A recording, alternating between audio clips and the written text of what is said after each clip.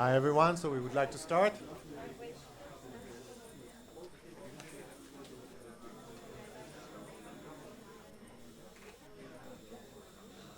Hi, so we're starting the first session. We have the pleasure to host Alexander van Oudenaarden, which is the director of the Hubrecht Institute for Developmental Biology and Stem Cell Research, and professor, it's too long, right? And professor of quantitative biology of gene regulation at the Faculty of Science and Medicine of Utrecht University. And he will talk about chromatin and single cells today. So please welcome Alexander. Thank you very much. Thank you very much. Thank you. Yeah, very excited to be here. Thank you very much for organizing this. I know this was not an easy task, but it's very exciting to actually be here talking to a real audience. So I really want to stimulate you to make use of the fact that we're here in vivo. So please ask me questions anytime, because this is the fun part about a real meeting. You know, that's tough with Zoom, but here there's really no excuse. So I want to talk about chromatin profiling using single cell technologies. And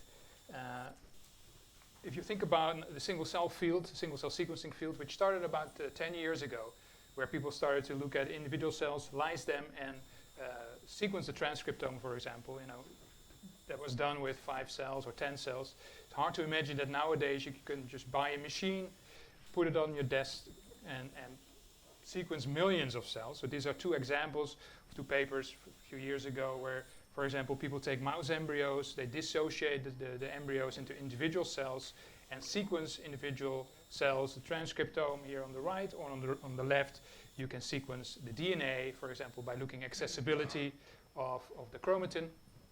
It was hard to imagine that would be possible 10 years ago, but that's really the state of the art right now, which is fabulous, because people can just, again, buy a commercial machine and do these experiments, without too much trouble, right? There's no... A lot of money. The machine is not so expensive. It is the sequencing which we have to. So any sequencing experiment is expensive. So don't blame the single cells, I would say. Right. So that any read you have to pay for. Yeah, I don't have any control over that. I think. Let's see. I don't think I have any power. Never mind. Yeah, the technician perhaps can control that, but I have no power over these things. So yeah, so it's expensive, of course, but actually RNA sequencing is, you don't have to sequence very deeply. It's really the genome where things get really expensive, because the genome is much more complex than a transcriptome. So that brings me also to the chromatin, because of course chromatin is based on the DNA, and compared to single cell transcriptomics and single cell genome sequencing, the profiling of chromatin is less developed, but is going through a booming period right now, extremely booming, meaning that every week there's basically a new paper on it, which for people like me in our lab with developing technologies is sometimes a little bit stressful, but it's also very exciting because it means a lot of people are interested. Now, I first want to start with kind of really the pioneering methods. Actually, person sitting right here in front here who did some of this work, which was chromosome profiling in single cells based on CHIP. And of course, CHIP is the gold standard for looking at chromatin modifications. And you can get this also working in single cells. So Warren did a lot of this work with microfluidics, so I don't have to tell you, but the CHIP method, of course, is based on fragmentation of the DNA with the histones and the modifications still attached to it, and then you pull it down with antibody, physically pull down this fraction out of the soup, and then you sequence those small pieces. Now, the challenge, although it is possible, is that any pull-down reaction in a single-cell sequencing experiment will challenge you, because you lose a lot of material. So ideally, you don't want any physical pull-down. You want, if you can, try to avoid it. So and this is where the chick came in. So we call this chick, but there's a lot of naming going on. So cut and run is a name which is very, very well known. We still use the chick mostly to kind of honor this paper from 2003, I think it was, which introduced the method chick and check. So chick is the one that we like, which is basically the same as chip, but the P from pull down is replaced by C, which is cleavage. So rather than pulling down the DNA, you cleave it, you cut it. So what happens is that you use an antibody. So all these methods are based on antibodies, and therefore the antibody has to work. If that doesn't work, then your method is not going to work. But what's going to happen is that you use a nuclease like aminase, which also came up in the last talk, to digest the DNA, but not fully, not genome-wide, but only at the location where the histone modification is, because this antibody will recruit or will bind aminase, which is fused to a protein A domain. This protein A domain binds to the antibody. So now you have aminase localized to the histone modification, and then you activate aminase. The very nice thing about aminase is that you can activate it with calcium. So first you incubate everything without calcium, so you don't have any cutting, and then you to switch on the nuclease activity by calcium pulse, and then you cut the DNA only at the location where the chromatin modification is. And then if you have a piece of DNA which is cut, you can ligate adapters to it. So that's a different approach compared to the pull down, because now you can skip the whole pull down step. And as I said, this is very similar to what Hennikov introduced with the cut and run assay. So it's basically the same thing as what I was just explaining, is that you generate small pieces of DNA that have ends, and the DNA end where it was cut is in close proximity to the modification you're interested in, and then you put adapters on it. And of course, then you have to amplify this, because the small amount of material you have from a single cell, you cannot immediately sequence. You have to amplify it heavily, and there are different ways to do that. PCR, of course, is the most famous one. But we use in vitro transcription, which is also used, for example, for single-cell transcriptomics. Now, another method which is very popular recently is the cut and tag, which is similar, but rather than using an aminase that cuts, you incorporate a transposase, TM5, and of course, then this transposase is recruited, again, with the antibody to the positions of interest. So you integrate a transposase only at the positions where the modification of interest is. And this is a very convenient protocol, because you don't have to ligate, and it's very quick. You have to be a little bit careful, though. There's a bioRxiv paper you might want to read where it seems that the accessibility strongly dictates where this TM5 can integrate, which is not a surprise, because TM5 is based on a tag-seq, which you might know is a method for accessible chromatin. So you have to be quite careful with this, but you can, of course, do this correctly, but you always have to think about the right controls. Any questions? Let me know. Just put your hand in the air. Okay, so I want to talk about our work on chromatin profiling, which was really spearheaded by both Peter and Jake, where Peter is mostly in the lab and Jake is mostly behind the computer. And if you're interested, this is also on the bioRxiv. We are rebottling as we speak, but this is the first version.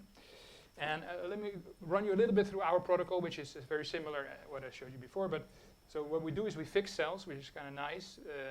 You don't have to work with live cells. This is also useful if you want to collaborate with people that are not in the same town, right? They can fix, in Israel and can send it to us, for example. That's no problem. Then our method is really useful also if you want to look at antibodies at the surface. I'm going to show you examples where we work with the bone marrow, where a lot of different subpopulations in the bone marrow, there are beautiful antibodies to identify subpopulations of progenitors. So we can combine this with surface markers. So, of course, the antibody against the histone modification will be used, but then at the same time, you can use fluorescently labeled antibodies to label subpopulations. And this is all based on sorting, cell sorting. So you put this in later in 384 well plates. And then for each well, you will record all the information you have on the FACS. It's called index sorting. So all the fluorescent values, all the side scatter, you still have that information. So later on, you can go back and also correlate, the sequencing data to the fluorescent sorting information. Now, after you incubate all the antibodies, then you bring in the aminase. Aminase is still inactive, so it's not cutting anything, but you just make sure it will find the target. Then you wash away all the aminase which is not bound, which is very important, because otherwise you will get a background digestion. And then we sort the cells. So these cells are going to be sorted now in individual containers, a 384 well plate typically. And again, we also record all the information again of each cell, where there's 16 different channels on the FACS. We keep that all we put it in the metadata later. And then we activate the MNase by putting calcium in. So each well gets a little bit of calcium. Now the MNase starts to cut only at the location of the modification. And then we have small fragments of DNA that are ligated to an adapter. Again, this is still done in individual wells. And as I said, we use in vitro transcription. So we put a T7 promoter in the adapter of the ligation adapter. So now this can be amplified with in vitro transcription later, which is nice because also we put in barcodes for each cell. So each well has a unique barcode, so we can, after ligation, pull everything in one tube. So we basically take the plate and all combine all the wells into one tube, and this can be amplified now with IVT. So this in vitro transcription, we like it because it's a linear amplification process. You could also do PCR, but as you know, PCR is exponential, and this can lead to some what they call jackpot effects. You know, there's some lucky molecules that are amplified early on, and they will take over the library. Whereas with the in vitro transcription, things are a little bit more gentle in terms of amplification. It's linear, and we get typically a little bit more complexity. No questions? Okay. How many cells do you say? How many cells? So it's based on a plate-based assay. So how many plates you can carry, that's basically it. So 20 plates is typically what you will use in a typical experiment. Will keep you busy for a week. If you want to do, hundreds of plates, so it's if you think about the droplet-based technologies, it's probably more difficult to get the same number of cells that you will get with droplets. What we get is we get more unique reads per cell. So the droplets have, say, 1,000 reads. We typically have 10 times more, but we have 10 times less cells. So it's kind of pretty complementary. Yeah, go ahead. Sorry. So what's the bummer? So this is now just one modality, so you're only looking at the chromatin, or could you also combine this with the RNA? For sure, yep, yeah, so we have that working as well. It's just a little bit still in the debugging phase, but that's going to work, yeah, pretty sure. Yeah, combining this with what we call VASA-seq, which is also on the bioarchive. It's full-length RNA sequencing, and we have it combined with this method. Yeah, makes life very easy because one of the challenges is if you just measure chromatin modifications and you have a complex tissue, is to annotate the cell types, right? And RNA, this is kind of standard. Yeah. Can you correct the jackpoting effect of the PCR by UMI reading? That's true, yeah, but you still have to pay for those reads, right? So in that sense, since you have UMIs, you know that you're jackpotting that, but it will be in your library, yeah. And you might lose molecules that you otherwise would amplify, but you could definitely correct for it. Okay, so this is basically the protocol. So now let me show you some data. First, I'm going to show you a boring system, which we always do. We start with a cell line where there's nothing really, no surprises to be expected. I'm going to focus on 4 modifications of the chromatin. 2 active marks, K for monomethyl, that seems to be on enhancers and promoters, active promoters and enhancers. K for trimethyl, which is thought to be only on active promoters. And then 2 repressive marks, the K27 trimethyl and the K9 trimethyl. So K9 trimethyl is thought to be in the heterochromatin, so basically the inactive part of the genome. And K27 seems to be repressing active genes when you have to switch off genes. As I said, first the boring system, because we want to show that this works. We want to compare it to previous data. So what I'm showing you here is a matrix, basically, where each row is an individual cell, showing you along a couple of megabases of a particular chromosome in a human cell line. And these are 2 active marks, monomethyl, K for monomethyl, K for trimethyl. And you see certain regions which are cut more than others. But what's kind of important is you compare it to the chip. So for now, the chip is really the gold standard for us. If you add up all those cells, so there's about 1,000 cells, you add them all up, you can recover the chip signal. So this makes us feel good because, okay, we don't really have any problem reproducing kind of the ground truth. And in both cases, that works quite nice. But now, of course, we can go back to individual cells. And in this particular data set, the individual cells are not so different from each other. They're basically, we don't see any subpopulations in here, which is also not to be expected because this is just a cell line, which is, they're also sorted for G1, so they're all in the G1 phase of the cell cycle. Now, if you look at the repressive marks, you get different maps. This is the K9, the heterochromatin, the K27. What you also can nicely see if you compare them is they're mutually exclusive. You see, whereas where you have K9, there's no K27. So this is also good to see. They also reproduce the chip data. But what's also good is that it's clearly we can access the not accessible chromatin, right, or the heterochromatin. We can actually get a signal there, which is often quite difficult. We never did a chip experiment ourselves, but it's not so easy to do K9 trimethyl with chip. Often because you have to really make sure that the input is done right. But this looks pretty good. So if you compare all those marks together, we can access most of the genome actually. Yeah, so typically with 1,000 cells here, right? So each cell will be. So of course the repressive marks are more abundant. They're more repressive marks than active marks. So here you will get sometimes 100,000 cuts per cell. Here more when you have promoter marks, you have 10,000 marks cuts per cell. Okay, so this just to show you that it works. Don't have to worry about technical things at the moment. So I'm going to move to a little bit more biologically interesting system. If you don't have any questions, technical questions. Yeah. On what scale are you averaging the signal? Much bigger than the signal. Yeah. Good question. So I think this is 10 kb. So the bin size here is 10 kb. Yeah. So that if I say I'm very happy we have 100,000 cuts per cell, but you have a huge genome. So it's divided by the size of the genome, you will not have that many cuts per kb. So that's of course the price you pay when you go to single cells. Or you have to sequence each cell really deeply, but that's a cost problem. Yeah. Yeah. So it's a sparse data set, but since you have many cells, that helps. And that's the whole trick about single cell sequencing is that each measurement is pretty sparse, also RNA-seq. But if you then have 10,000 cells, then you start to see all kinds of structures. Do you think that technically you can pull down after pulling down, like doing the first antibody and the second one? I will come back to the combinations. Yeah. So there are a few reports now that do multiple histomarks in the same cell, and I've on the second part of the talk we'll be doing this as well. But we don't do pull down there. We just do them at the same time. I will show you how we do that.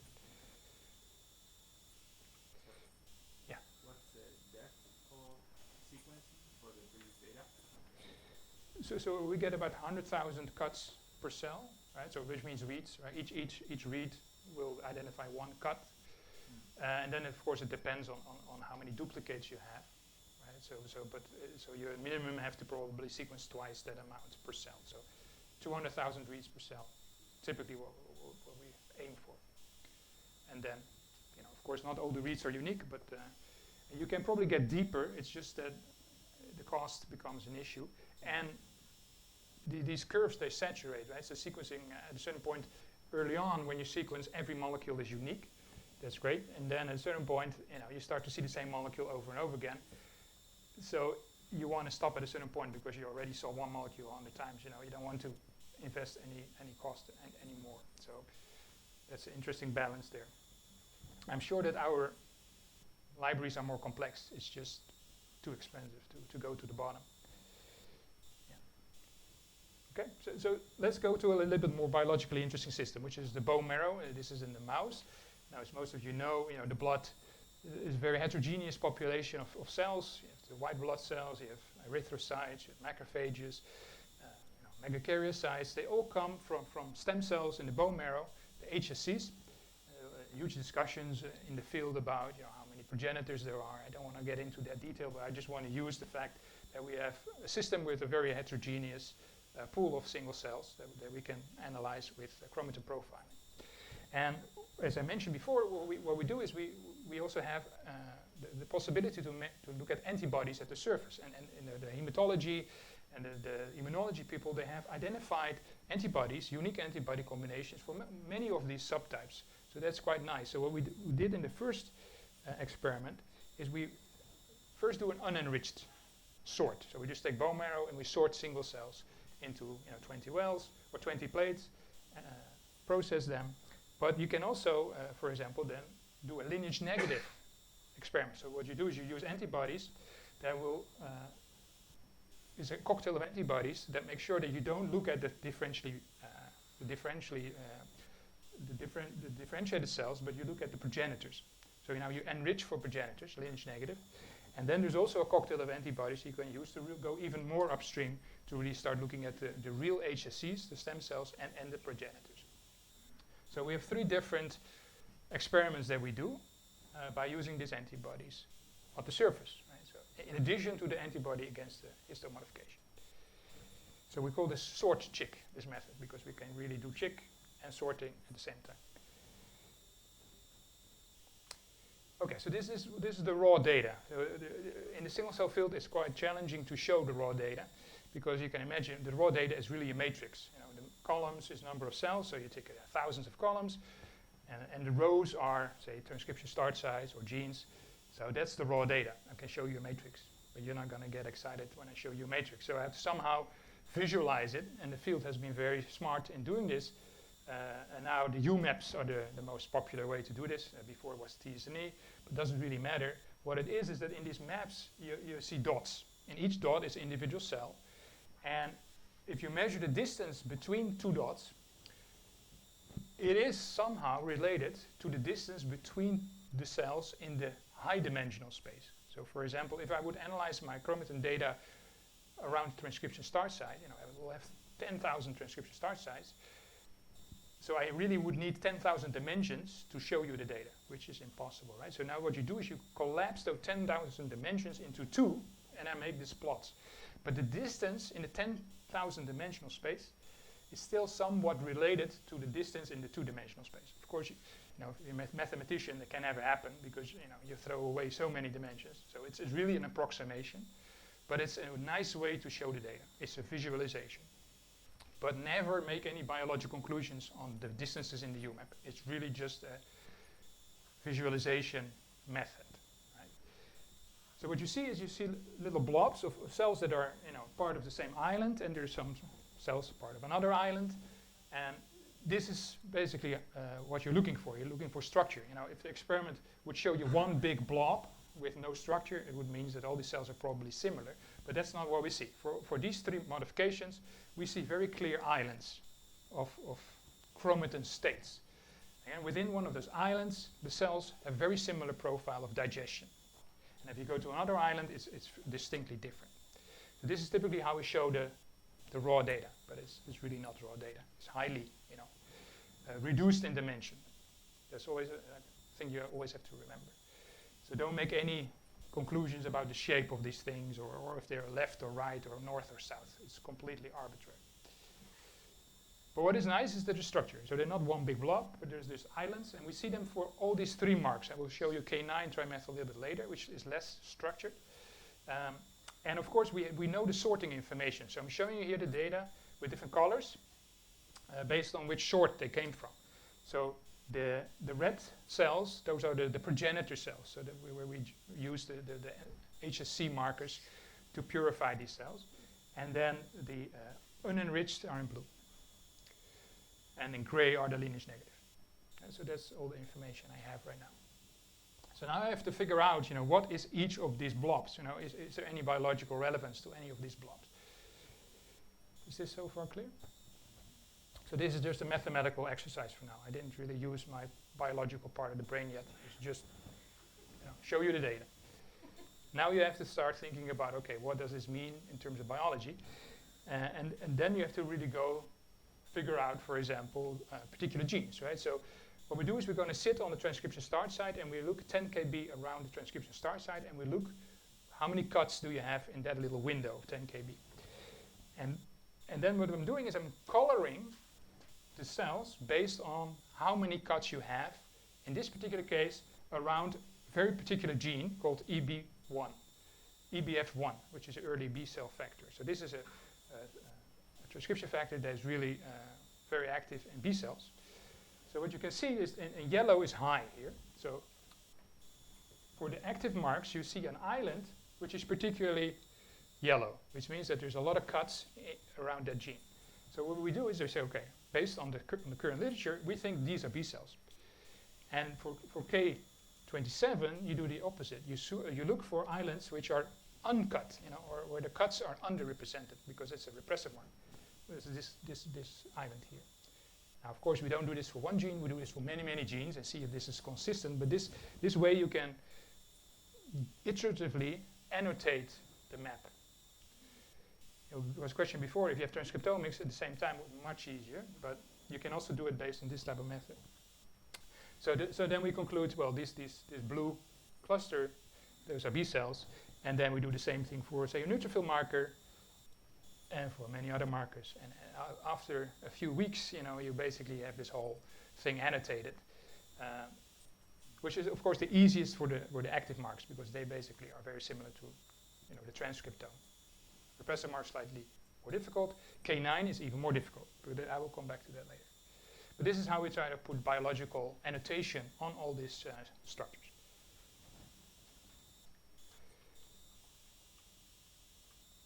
Okay. So this will show you a little bit of the raw data. Again, sitting 10 kb around transcription start sites.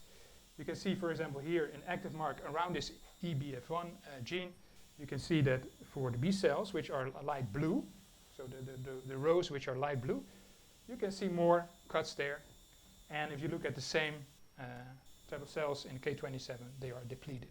So this is typical data that you have to work with. So it's sparse, but you have, in this case, 6,000 cells to average over. So this will help.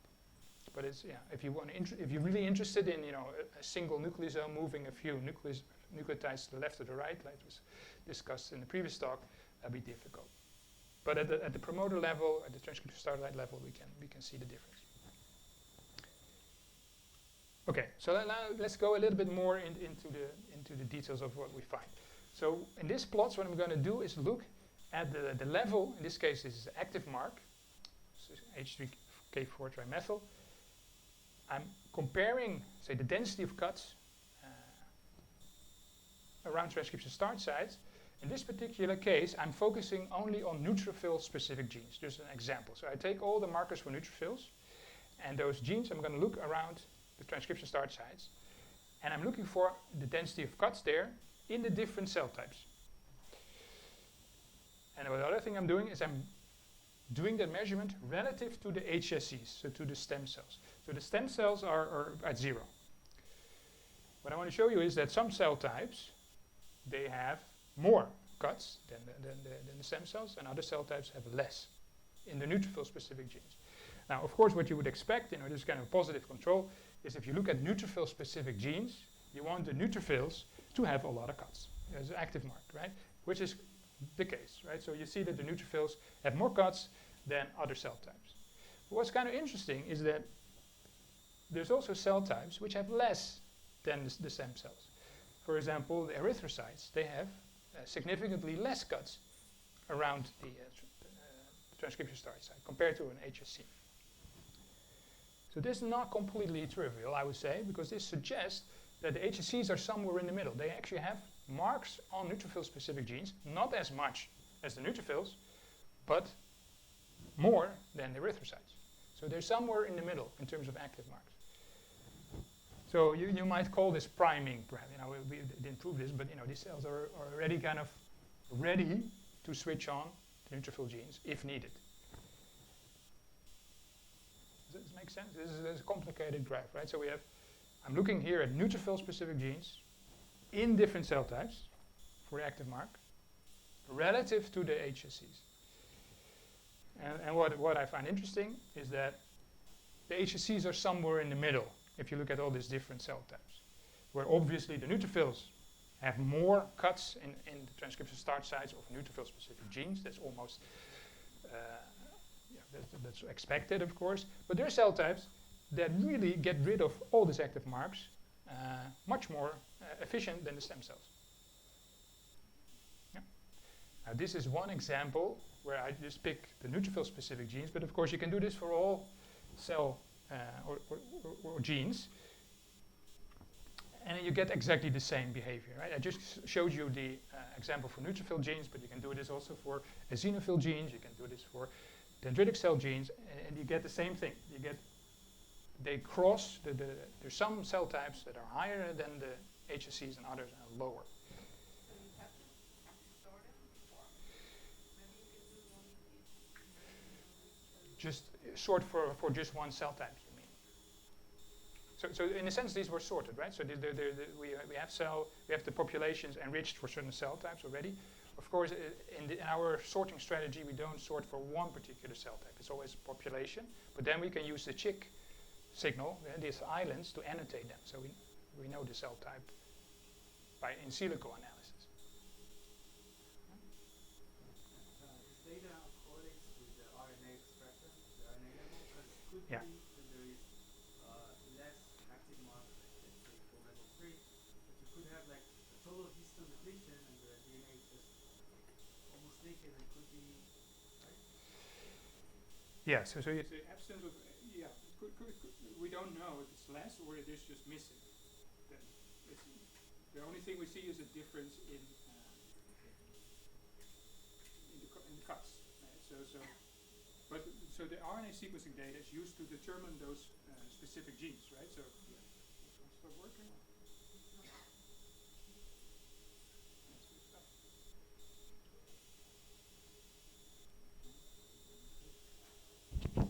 There you go. Where was I? So the RNA-seq data is used for determining the gene sets. So that correlates for sure with active mark. To see the difference, the battery is gone. Yeah, so we'll switch on and off, I think. Yeah, We can hear you well, actually. good. Yeah, it's blinking. You have another one here in the. Okay.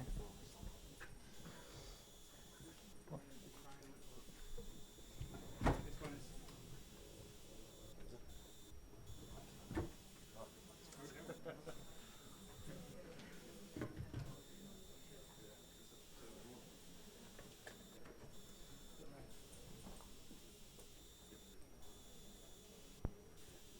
What about this? No, yeah. Okay. Good. I feel like a rock star. Okay. Yeah, so I'm not sure if I completely answered your question. so just to make it clear, the fact that you see more active mark in those type of cells doesn't necessarily say that there is more repressive mark in the other one, just right? Because it could be that there is a total histone depletion, you don't see any cuts. We don't see any cuts. That's the experiment that we have. In the repressive one, I'm going to show you in a second. For the K27, I'm going to show you similar plots. Yeah. Does the results correlate with results of the site-specific antibodies like FACS, for example? Site-specific antibodies. You mean for the transcription factors, for example? Yes. Yeah. That we didn't do. So looking for cell-specific transcription factors, you could do it as well. There's a tough experiment because the coverage of those is much lower than, of course, the histone modification. So that is a very difficult experiment. We didn't do that. Okay? Yeah. Yeah, you mentioned about actually the balance of the parts, the packs, when the stem cell is differentiated, will you look to cut sites or to the neutrophil? Does it mean that this lineage matches with the same lineage? When the stem cell goes in these cells, there is a lineage match. Will this match to the lineage match? Is it a star state or is it like a tree state? I will come back to that. Actually, K9 will give us some hints how the lineage comes in. But for now, I just want to show you the data without too much interpreting it. But lineage will be important, actually. You will see it later. Yeah. So let me show you quickly the K9, the K27. So K27, you could do a very similar analysis. So now I'm showing you neutrophil-specific genes again, looking at how many cuts I have compared to the stem cells in the same windows for the different cell types. Now, of course, not a surprise that the neutrophils will have lower amount because they're de-repressing those genes. But what's interesting is that, again, the stem cells are in the middle. So the natural killer cells are actually interesting that they actually repress extra the genes that are expressed in neutrophils. So again, the neutrophil, of course, loses K27 because it has to express it. But then there are other cell types that have more of it. And they perhaps what they're doing is they try to repress alternative fates. They really make sure that those genes are not switched on at all, to get kind of mixed cell types or whatever. And these HSCs are in between. And you can do this for all the different cell types and you get exactly the same behavior. Just have to trust me. Okay, now K9. So K9, I didn't show you before, but this is the UMAP of K9. So you can already see it's much less structured. If you stare at it, do a semi-quantitative analysis, you would say I have 4 kind of clusters, right? And before we had many more. So the K9 seems to be much less structured. And now it's also much more difficult to annotate it. So, you could look at certain markers, but for K9 it's much more difficult. So if you look at the loci in the genome that make the biggest differences between those clusters, now this is an example of that. Sorry, I just first have to show you actually where for the different sorts. So, of course, we have information about the stemness of these cells based on antibodies, and turns out this cluster 1 is probably the progenitors. The other ones are quite mixed, so it's not completely clear. Most of the lineage negative seems to be here at the bottom, but it's difficult to really annotate it completely. And this is an example of a locus in the genome that shows you that shows a difference between the different clusters. So this is a domain K9, which is pretty, it's kind of a domain, a large domain where you would call it heterochromatin. But then in some of these clusters, there's a little dip there. And the dip is, for example, not so clear in cluster 4. And now you can use some of the other data that we have on the active marks to see if something interesting is happening around this dip. And when you look now at the K4 monomethyl, you see that this dip corresponds to a peak in some of the other cell types. So for the active marks, we have cell types already. We went through the annotation. So now you can use this to basically approximate what are the annotations that I have to use for the K9. I want to put names on that UMAP for K9, right? So this could help. So it seems that in erythroblasts, this locus is silenced, but in the other 3 cell types, it's activated, that particular position. It's actively repressed by K9. So if you do this again for some time, you'll be able to come up with some speculation about what are the different cell types. And it seems here that the myeloid lineage, actually coming back to the lineage, seems to be in cluster 3, whereas the lymphoid lineage seems to be in cluster 2, and then the erythrocytes have their own cluster.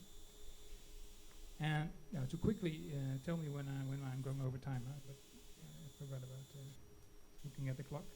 So we thought, well, wouldn't it be nice if you can do a multi-omics experiment with the K9? If you have, transcriptome would be great. We will have that up and running soon. But at this time, we wanted to basically use 2 different measurements of chromatin modifications. And we thought what we can do is we just use 2 antibodies at the same time. So we use an antibody against K9 trimethyl, and at the same time we use an antibody that we can interpret really well, an active mark, for example, so K4 monomethyl, for example. So we mix them and we incubate it with the cells together. And really the heavy work has been done by Jake and Maria, also on the bioarchive if you're interested. We call this single cell chicks with an X, where the X now is not for cleavage but for unmixing. So it's a little bit of a computational trick. I'll walk you through this. But experimentally what you do is you do exactly the same thing as I mentioned before. You would take your bone marrow, for example, you do antibody A experiment and an antibody B experiment, but then you do an additional experiment where you do both antibodies at the same time in the same single cell. So it's a little bit more work. There's actually one more step extra where you do both experiments at the same time, and we use this single antibody experiments as training data. So one way to think about it, let me just go here. is that when you have your single antibody data, you will get certain profiles for the different clusters. So this is the data I already have, basically, I showed you. And then in the computer, what you're going to do is you're going to mix them. So you say, okay, suppose that I would have two antibodies, then I can calculate in the computer what will be the profile that you get. And then I do the real experiment. So again, I want to be a little bit more clear. So suppose for histone mark 1 you get 2 clusters, A and B. And for histone mark 2 you get 3 clusters. Then what you do is you take all pairwise combinations. So A with 1, A with 2, etc. And you calculate in the computer what you would expect to get if you would do both antibodies at the same time. And then you compare that to the real experiment. Now you do that experiment, do them both at the same time, and you figure out what's the most likely combination that was used, or which clusters correspond to each other. Which cluster in histone mark 1 corresponds to histone mark 2. So this is what we call deconvolution or unmixing, but it's based on this training data set. You cannot do it without the training data set. But this allows you to really now get information about 2 histone marks at the same time in the same cell. So this is how it looks like. So you get a UMAP for one histone mark, and then you get another one, and then you can connect cells, which are these 2 cells that are most likely be in the same state, which and then you can compare the repressive mark to the active mark. And so this is a convenient way to do multi-omics histone profiling. There are other ways to do this, where you can experimentally actually distinguish between the two measurements. But here, the nice thing is that you use exactly the same technology. So there's no additional trick where you have other sequences or other ways to measure the histone modification. Now, one other thing you could do is, for example, now in B cells, as they, for example, go from naive to activated, you can look at the ratio between the 2 modifications. So blue means that everything is K27, and red means everything is K4 monomethyl, and then you can look along a locus, and you can see what changes. So now looking really at the relative amounts of histone modification. 2 minutes if you like to take questions, like 5 minutes. Okay, yeah, I'm almost done. Yeah, so this is another way. We're looking at neutrophil maturation here. So you go from very early. So this is in the active mark, you can really nicely see this maturation, because this has been studied before with transcriptomics. So you can color the cells by pseudo time, which is basically the time that increases when they mature. So black means really early neutrophils, yellow means really old neutrophils. But then, so this but then you can project it on the K27. So you know now also how the repressive mark changes during the maturation of these cell types. Yeah, so that was the chicks intermezzo. And this now also allows us to go back to the previous. So we already guessed that this is myeloid and lymphoid, but we want to really confirm that now more systematically. And this is the chicks method. I'm messing up all the microphones. One more.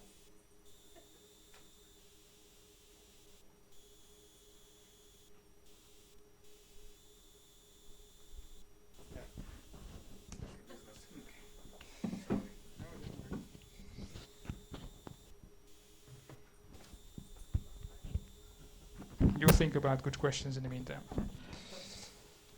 Okay, so now this is the unmixing result. So we did now the double incubation, and we have this basically now this matrix where we have the clusters in one mark. So this will be the active mark clusters. This will be the 4 marks or the 4 clusters that we have in the K9. And now you can ask the computer which were the ones that are most likely correspond to each other, and that's what you see with the dots. So it's clearly that what we call the erythroid branch is indeed erythroid. The lymphoid, what we call lymphoid, is indeed B cells and natural killer cells, and then the myeloid cells indeed correspond. So now you can also, for a marker, it's very difficult to annotate. You can start to really put the biological labels on them. Now I'm going to just go to the conclusion to have enough time for questions. But so we developed this method to do single cell profiling of the chromatin. We call it sort-chick. Okay, you can also use this nicely with the FACS.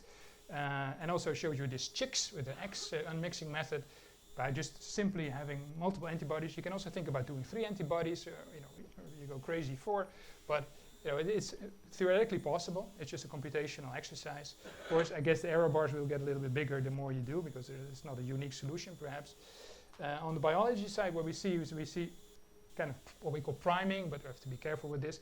So these promoters of the HSC seem to be in between the most active and the most the least active. And again, this is just cut density, right? We discussed this before. The stem cell seems to be in between the level of cut density. Then for K27, we see basically the opposite, right? So of course you have to de-repress neutrophil genes, when you neutrophil. But there's also cell types that really repress much more than the HSCs. Like the natural killer cells, they really have these neutrophil genes switch off much more than the stem cells do. So this might be to prevent switching between alternative fates. And then with the K9, we see that K9 is not as complex, but seems to be related to the lineage, actually. So the myeloid ones have their own heterochromatin state, and the lymphoids have their own chromatin state, which is distinct. And then somehow the erythrocytes, they also have a distinct heterochromatin state. And so this seems to be kind of the basement difference between the heterochromatin is based on the lineage, biological lineage.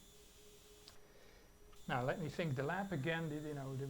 We do this very difficult experiments that, if you're really honest about it, almost never work until they work. But then the protocol works, but it takes a while before they get to work. So it's sometimes quite frustrating.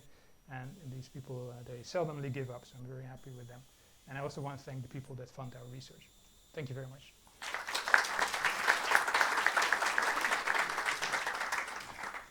Yes, there. Thank you. So naturally, with cut and run, it's a little difficult to implement transcription factors because the cells are unsafe. Yeah. In this method, have you had any experience with transcription factors? Yeah, so transcription factors, we didn't explore too much. We did CTCF, which gives quite nice results. So very nice peaks. It's the only one that we tried. The challenge with CTCF is we don't see too much differences between cell types. So that was our disappointment, but technically it worked. Do you think you can use this method for spatial method? Yeah. Laser capture or Yeah. more? I think there's already publications on this. I saw them fly by. I have to look into the details, but there are already people that have done this. Where I think this probably based on the cut and tag, but cut and tag spatial. If you Google that, I'm pretty sure you get some hits. Yeah, we're not exploring this. So you did? Great job. Thank you. I didn't, of course, looked at the IG kappa locus. So is it possible to, since you have 10 kilobase window, is it possible to see on this particular locus which variables are turned on in a particular cell? This is the first question. So in most cells, and see how many, if you have 2 alleles, Yeah. how many. You talk about the IG locus in particular. Yeah, so actually I had a little picture that I skipped, but here, IGH, I'm showing you here. But this immediately shows you that you don't have the resolution to do this. So what I want to show you here is that actually this seems to be repressed in stem cells, but de-repressed in all the other cell types, which you probably know much more about it, what it would mean biologically. But technically, I don't think we would have the resolution to look at, for example, the rearrangement or allele-specific effects. But Did you try to do it with the K4, methyl 1 or methyl 3? yeah, With this, I Yeah. would Yeah, I don't know. Yeah, Maybe you would be able to do it with the K12, make it one of yeah. Now we should look at that for the B cells. Yeah, I think it's a great suggestion. This cell type is for the allele specific is not good. This is an inbred line, so or inbred mouse. But yeah, I will look at it. Yeah. So I guess we must proceed. So other questions can be asked later. No problem. Yeah. I have some as well. So next we have Professor Amos Tanay from the Department of Computer Science and Applied Mathematics, Department of Biological Regulation in Weizmann Institute. In his lab, Amos' research revolves around understanding epigenetic memory in embryogenesis and cancer. So please welcome Amos. Thank you. Good. So I'm going to talk to you today about epigenetic mechanisms that are driving this magic. Okay. If you can ask questions during this talk, that is going to be, I suppose, sometime a bit complicated, don't hesitate, stop me. Maybe we will not finish all the plan, but it will be better if... Okay. So, ככה? כן. תודה חיים. It's great to have you here.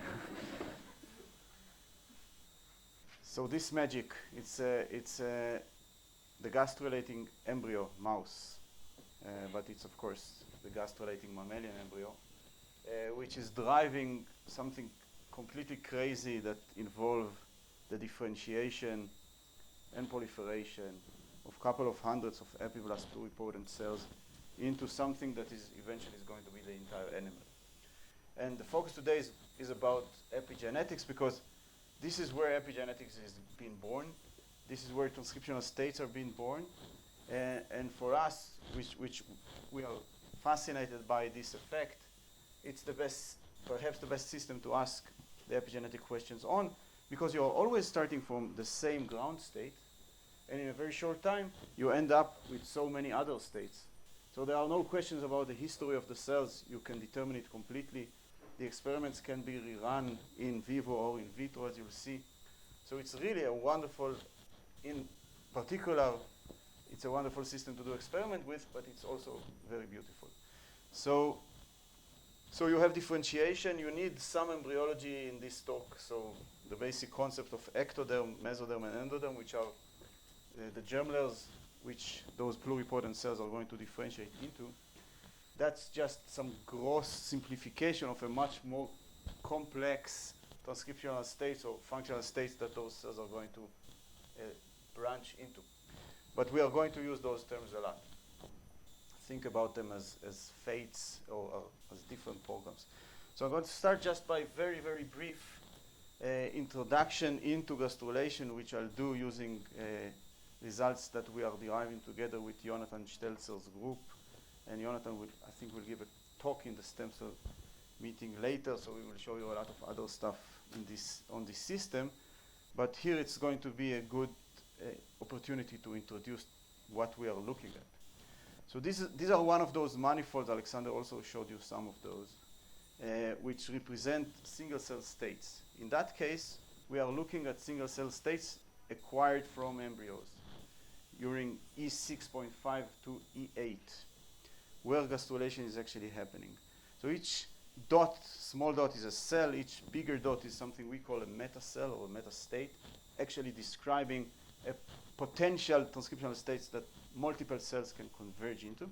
The colors represent annotation, which is based on many, many years of detailed research in this field. So we know so much, science knows so much about the gastrulating embryo. So here are our heroes, the epiblast, the pluripotent states, differentiating into the primitive streak, which is the initial state that is going to give rise to the endoderm here and mesoderm here. Here are the later ectoderm cells that are going to be the precursor for neurons and other types of cell types, which are going to move directly from the epiblast into those states. And there is a lot of additional drama here, including these special types of primitive erythrocytes, which are blood cells that are going to be specified very early and are going to have like a role in this talk. Okay, so the beautiful thing here is that we can map without much prior knowledge a very large number of transcriptional states, because this is based on single-cell RNA-seq alone. Okay, but it's highly reproducible. We can go back to many, many embryos. But if we really want to understand what is happening here, we have to answer many questions. So how are those states related to each other? In particular, what types of dynamics is happening on this manifold? So if you are looking at an epiblast cell, what is its likely future? So people call it usually trajectories. So what trajectory the cell will take. It means what types of dynamics the system will have. But we are very much looking into ways to have more realistic dynamics while realizing that the right medium to ask dynamical questions about is not actually the single cell, it's actually the tissue. So if you're looking at here at liter mates, okay, think of single cell RNA-seq in this system as something that is simply sampling many single cells from each embryo and actually projecting them into some now new space of states. But this cell here can be mapped into a particular point in the manifold, but it doesn't tell the whole story, right? Because the neighbors of these cells, the signals it's going to get, this is what is driving gastrulation. This is what drives differentiation. So if we want to understand dynamics, we figure we need to understand dynamics of the ensemble as a whole, which is what we are doing together, again, with Jonathan's Stelzer's group. We can sample a large number of single cells, but keep the tagging of which embryo they came from, and then combine them together into a new data set that is trying to answer the dynamic question using a combination of relationships between single cells over this manifold. So cells can be close or far to each other. Okay, Alexander warned you before, and I echo him with overinterpretation of the layout, of the 2D layout of those maps, okay? But in our model now, the distances, here they are somehow embedded into 2D, but the distances between states are going to have now a real meaning, because we can quantify them by means of how many genes have X-fold change versus each other. So it's actually something we can assign a probabilistic meaning to. So how likely is it to a cell to move from point A to point B in a given time? We are not very good at that yet. Okay, we hope to be much better, much more precise, but it's already a start. So this is one type of data we bring into our model. The other type of data is estimation of the proliferation rate in this system, because as I showed you in the beginning, you cannot ask questions about differentiation in mouse embryos without thinking about also proliferation. Those cells are proliferating like crazy 3 times a day. Okay, it's amazing. So we have quantification of how rapidly each state here is proliferating, and we need to combine all of this together into a model. I'm not going into the details of this model. I'm happy to talk with you about it later. It's just serve a basis for the epigenetics I want to show you. But by combining the two together, you can try and solve a new type of problem, which is not the problem of asking what is the trajectory of a single cell on this manifold, but it's actually asking what is the trajectory of an ensemble of single cells that represent the embryo as a whole, okay, collectively as they move together in this manifold. So when you form from the epiblast the primitive streak, it's a group of cells that are doing it, and you want to do it in a combined fashion if you really want to understand it, which give rise to these monstrous models, okay? Explain to you the depiction briefly. Time here is the y-axis. The x-axis here now represent states, different transcriptional states using the same colors you saw before. So these are epiblast states, these are primitive streak states, these are nascent mesoderm states, and so on. Ectoderm, mesoderm, and endoderm. So as you move down in time, what this model is inferring is which type of states are going to change color or change their characterization. And the data going into this model is actually measurement of embryos, whole embryos, or samples of single cells from embryos that were timed separately. So what you now have to reconcile is the fact that those embryos, as they move in time, are changing their composition of states, okay, are also proliferating, and you put all of this together to have something that is consistent, which is this model that is not looking so well, but this probably simplify it a bit and really recover much of what we know about gastrulation. Again, moving from the epiblast to the primitive streak. The primitive streak is forming the mesoderm here and the endoderm here. Also the blood, okay? And later it will generate the ectoderm. So that's very nice. And we can very briefly use now this model to ask a lot of questions we care about when we talk about differentiation and sorting of transcriptional states. Just to give you an example before, again, we dive into the mechanism that we care about, okay, just to show you how good we are in the descriptive characterization of those differentiation dynamics. Look at the outcome of this model when you zoom on the epiblast, the pluripotent part that is appearing very early from the inner cell mass, day 6.5, okay? And you see that the model is now showing you, so these vein plots are actually representing how many cells or what mass of cells is going to change fate between here epiblast and primitive streak, or epiblast and ectoderm. And in the literature we are already thinking about the epiblast as giving rise to the 3-germ layer. We are drawing it like a tree, okay? So it's the epiblast differentiating either to the ectoderm or the mesendoderm, the primitive streak. But when you are looking it through this model now over time, you see that it's not that simple, okay?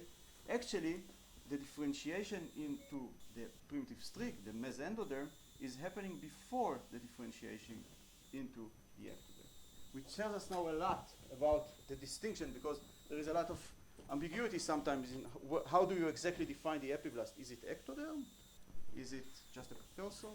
Now you see that time separation is essential, and the model is equipped with very detailed quantitative representation of how exactly each transcription factor, each gene is changing along time during this process. And you can do the same, let's skip this, for the primitive streak itself that bifurcate into endoderm and mesoderm. And in that case, you see that this is happening simultaneously, which is cool. Or for the mesoderm, and sorry about dashing through this, okay, but it's published. Look at the mesoderm here that simultaneously bifurcate into many different fates. So when you're looking at this model, you're going back to the basic questions of cell fate decisions and the mechanisms underlying them. You have examples of situation where the epiblast is doing rerouting, first differentiation into primitive streak, then ectoderm. You have examples of situation where the same type of cell is simultaneously differentiating into two fates. And you have much complex examples of multifurcations where the nascent mesoderm is giving rise to many different fates. And you ask yourself why, or what are the mechanisms that determine this? And once those decisions are being made, how are they becoming stable? And the simplest solution for us, usually, is that these are transcriptional sorting events. So we think that transcription factors, or specific transcription factors, are determining them, which is still our model of choice when we think about it. But when we go into asking how exactly are transcription factors correlating with decisions in the embryo, things are becoming very complicated. And again, this is still the introduction. I'll finish it with one slide, okay? So this is why it's very quick. Here you see the different mesoderm fates in our model. It's very diverse, very rich. Here you see all of those are transcription factors, and the color represents how active they are in each part of the transcriptional states. And naively, you would expect some hierarchy, like a master regulator of the first part of the mesoderm, maybe the extra-embryonic mesoderm, and then a master regulator of the embryonic mesoderm, but it never looks like that, okay? It's much more complicated. it's a combinatorial mess of dozens of transcription factors that are active together and are somehow being able to make those decisions. So, of course, you can look at the kinetics of those transcription factors over time because the model is now having absolute time in it. And this is useful, okay, as a building block for a better model, but it's not enough because now we want to take those kinetics, so that's the challenge for the coming years, okay? Take the kinetics we actually measured, okay? Take the specificity of those transcription factors to their putative targets, okay? And from that, we want, ideally, to mechanistically predict or be able to explain the transcription dynamics we see in the embryo. We are still very far from being able to do that. And we believe that in order to do that, we need to go back to the epigenetic mechanisms we are studying for years and recruit them to help us explain what is happening. So again, if we want to explain this magic of sorting of the epiblast into so many fates so quickly and so accurately, we need to understand signaling and intercellular interactions, okay, as driver of this input, but mostly today we need to understand the intrinsic cell states, the transcription factors, the chromosomal loops, the epigenetic makeup, and we have to understand how they together drive those decisions. And when we do it, we have to distinguish or understand that most of those decisions are still preliminary, okay? So those are not real cell types here in the mesoderm, for example. Even in the endoderm, they are just precursors for other things, okay? There are very, very few cells in the embryo at this stage that are actually doing something useful. Okay, perhaps the only one, or almost the only ones are the primitive erythrocytes that very early on need to get ready to start and shuttle oxygen. The others are just preparing themselves, okay? So we have also to understand that it's all very, very dynamic, super quickly proliferating and super quickly differentiating. And in this context, we have to understand how epigenetics is being pulled. So I'm going to share with you two types of results today. And again, now please start asking me questions. The first is going to be about the DNA methylation system, okay, and its specificity. It's going to be the second part. I'll introduce again the main enzymes that are driving DNA methylation or writing DNA methylation during gastrulation, following exit from the epiblast, which are DNMT3A and 3B, DNMT1, the housekeeping methyl transferase that is copying methylation from mother to daughter cells, and we'll mention the TET enzymes a bit, okay? And we'll try to understand how these enzymes together shape up the DNA methylation landscape in the embryo, okay? With some, I think, for me, surprising results. But before that, I'll spend some time about the higher order types of epigenetics that is happening inside the nucleus, which involves organization of chromosomes into topological domains and loops. Why are we looking at those two aspects of epigenetics? Because we believe all of them are crucial in order to understand how this mess of transcription factors we saw before are finding the right targets and activating the right genes. Okay. So here is a depiction of a nucleus. We think of chromosomes as highly organized inside this nucleus. We think of them as subdivided into topological associated domains. Think about an entire chromosome as something like can be 150 megabases, okay? But actually it is subdivided into elements that are about 1 megabase in size. Let's say between 100K and 1.5 or 2 megabases. These are organized because they are looped, and the anchors of the loops are CTCF binding sites and cohesin rings, okay? And there is now a beautiful theory on how those things are being emerging through loop exclusion. I'm not going into it, okay? But it is very clear that on top of these divisions or subdivisions of chromosomes into elements, you have spatial organization inside the nucleus that is very, very at least correlated with the activity of the things that are inside the TADs. In particular, there are TADs that are peripheral and will therefore be very, very much repressed or passive, so no big transcriptional activities will happen in them, in the passive inactive TADs. They are also sometimes called the B compartment. And there are TADs that are inside the nucleus, more open, okay, more active genes are going to be expressed in them, and they are going to usually be called the A compartment. And if you think of one way to control the regulation of a gene, at least theoretically, is to take its stud from here to there, and vice versa. So it is likely, or we think, that the embryo, when gastrulating, when differentiating, may do stuff like that in order to help this very challenging task of transcriptional control. But there are other things we have to care about if you are thinking about the organization of chromosomes. In particular, as I just said, these guys are proliferating like crazy, okay? And the mitotic chromosomes have a very, very different shape than what I depicted here. So everything is going to be completely erased or condensed and then opened again. And before that, those chromosomes are going to be replicated, which is another traumatic event for a chromosome, right?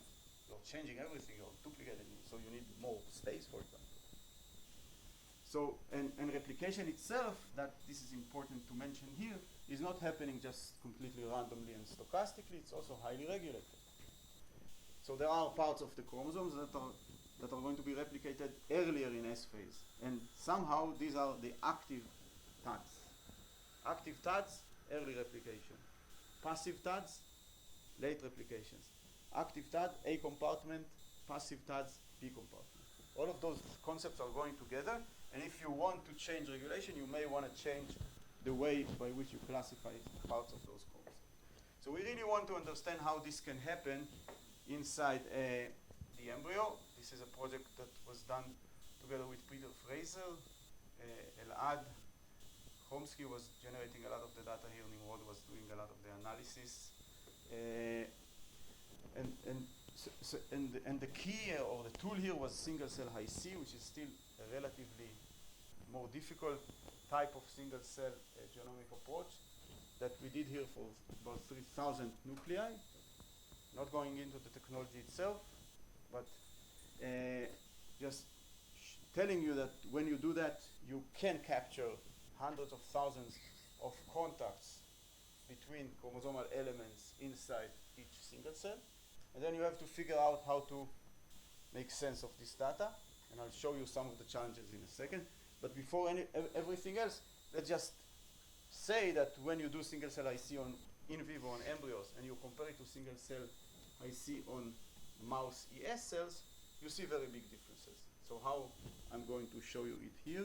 I'm going to show you here Shaman plots, which are high C, parts of high C plots that are color coding according to the intensity of contacts between elements.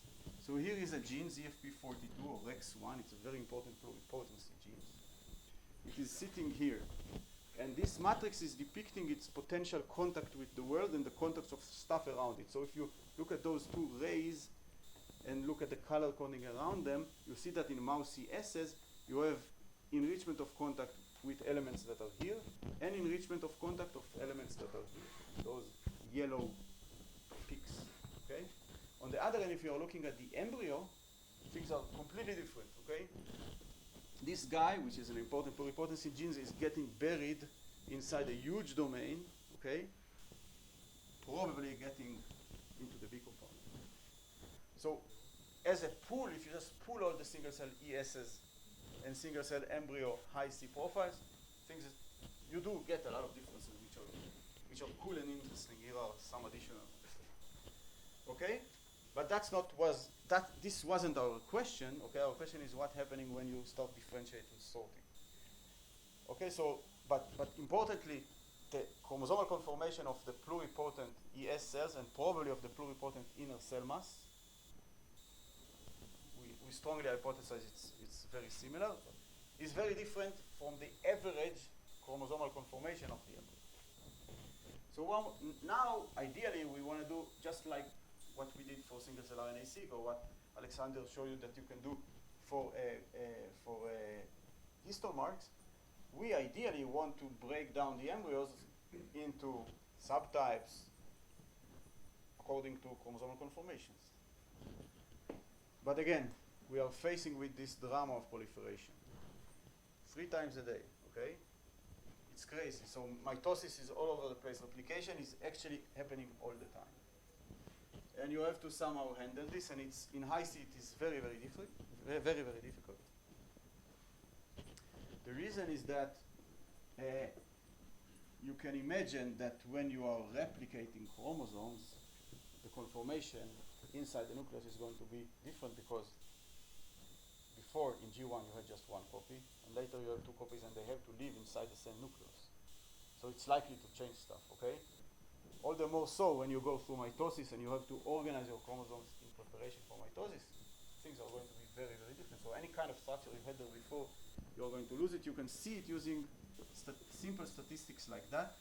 Here we are just quantifying what percentage of the long-range contacts between chromosomal elements are in a certain distance range that is between 2 megabase to 10 megabase, and it turned out that mitotic chromosomes really have a conformation that is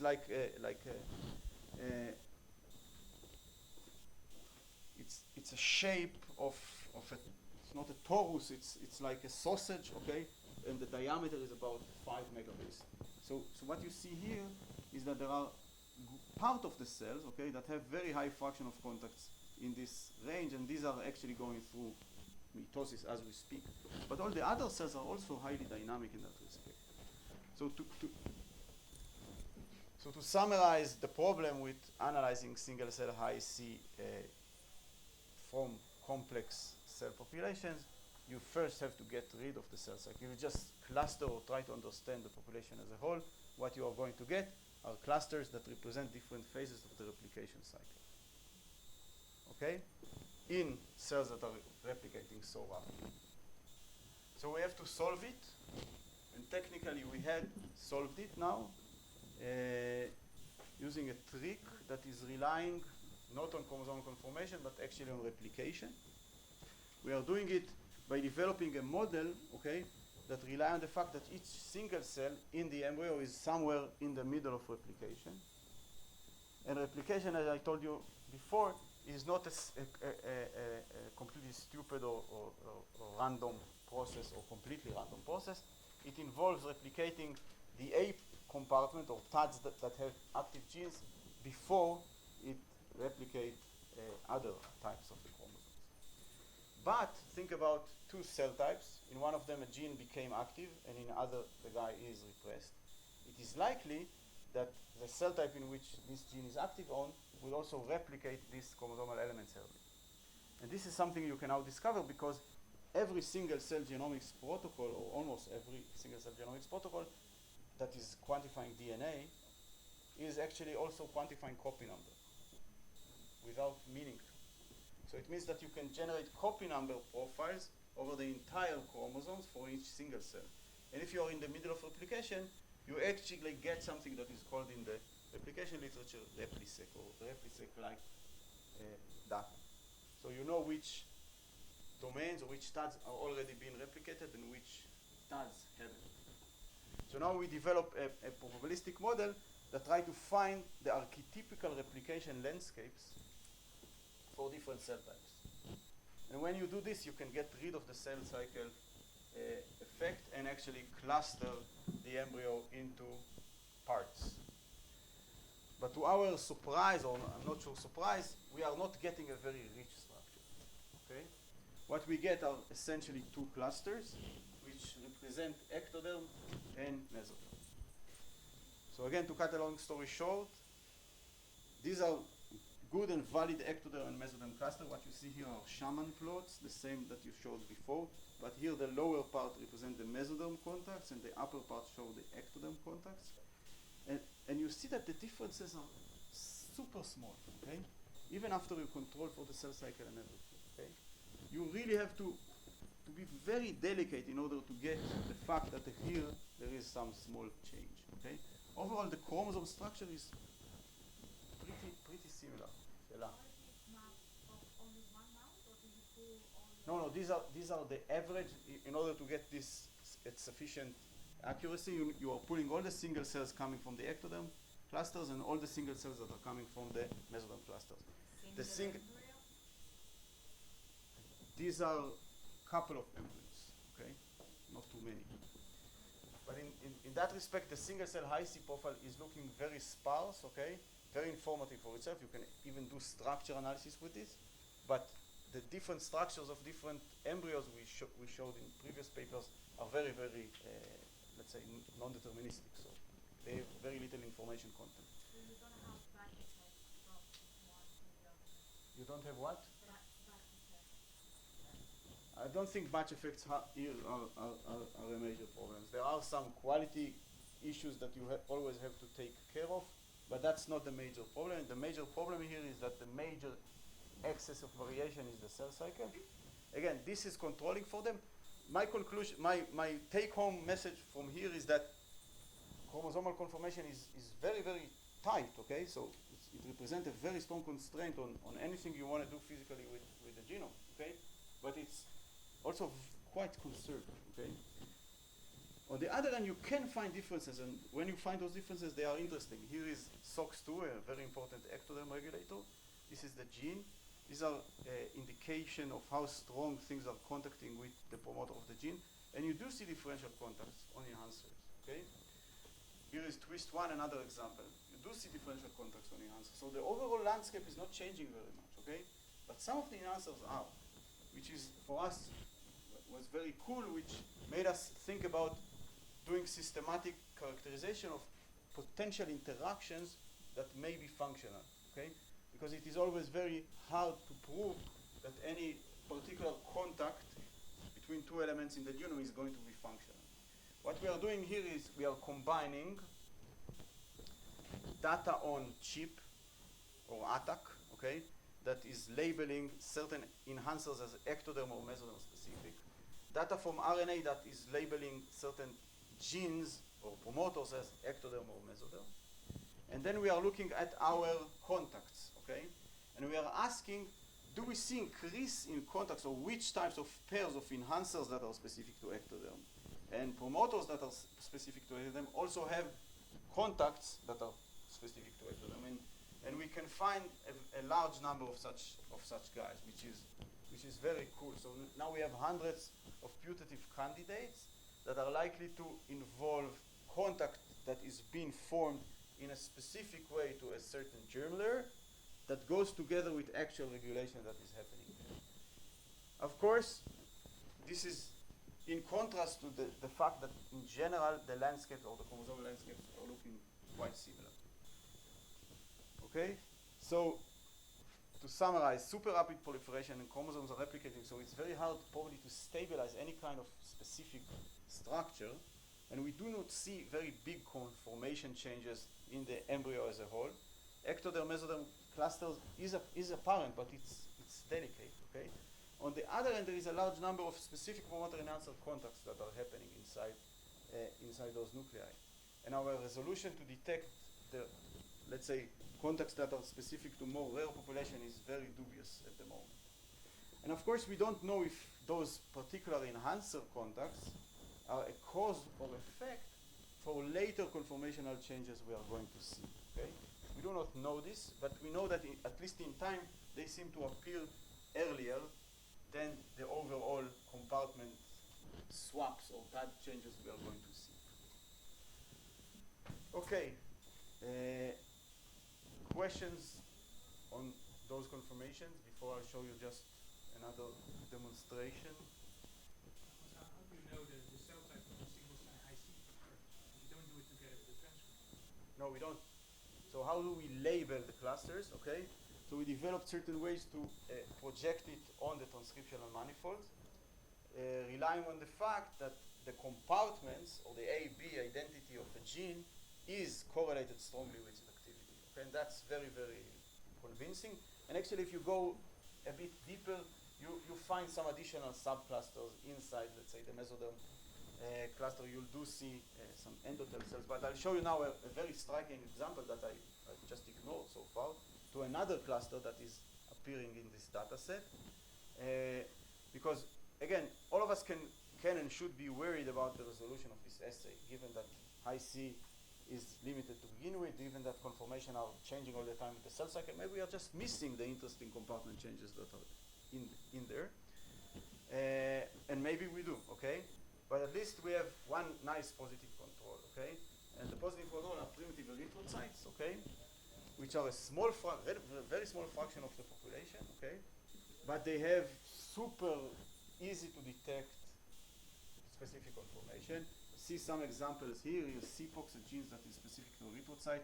Look at this crazy structure here, completely missing in the embryo per se.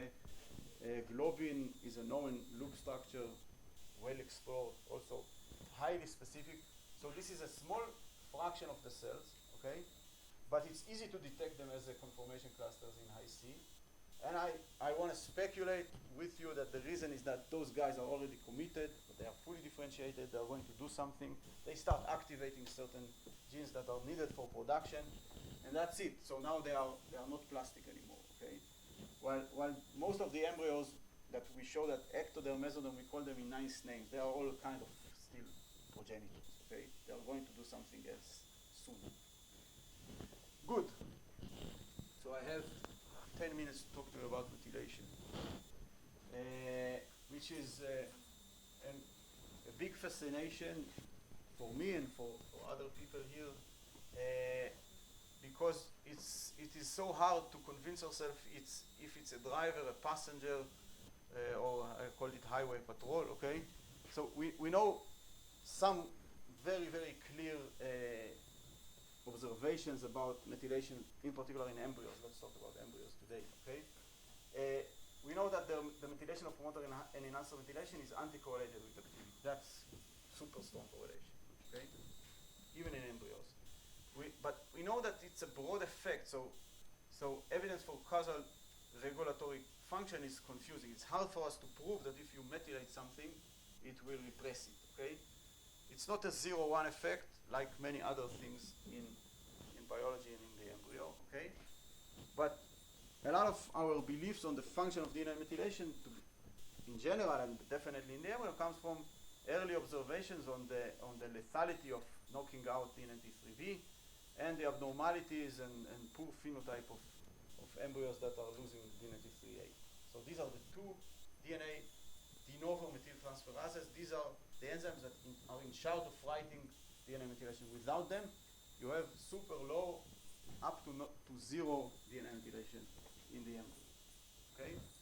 So we really want to figure out what is happening here and how are those friends participate in dictating or writing down the methylation landscape in the embryo, and we want to do it at a resolution that starts to look something like we have in RNA today, which is super high resolution. So we really want to know what is happening in each and every lineage and why. Okay. Luckily enough, we now have very nice tools to be able to do that. For example, single cell RNA of knockouts and single cell DNA methylation analysis.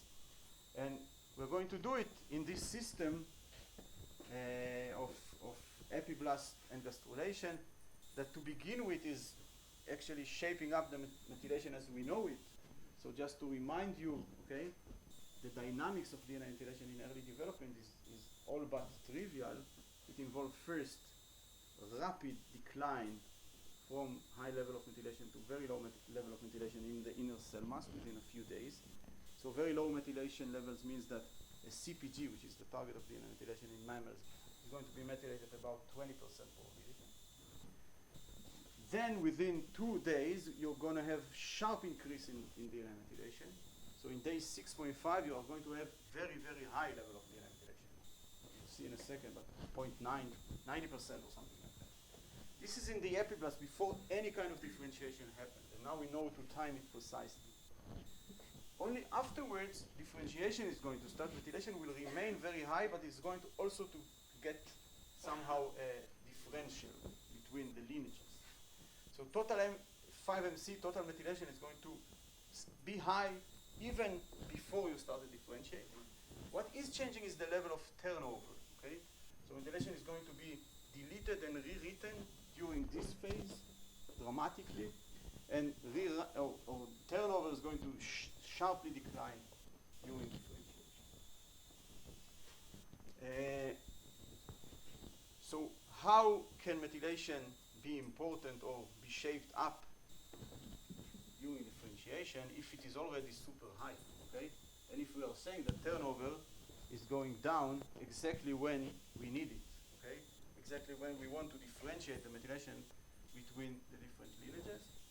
So it turned out that there is residual turnover happening at the earliest stages of differentiation.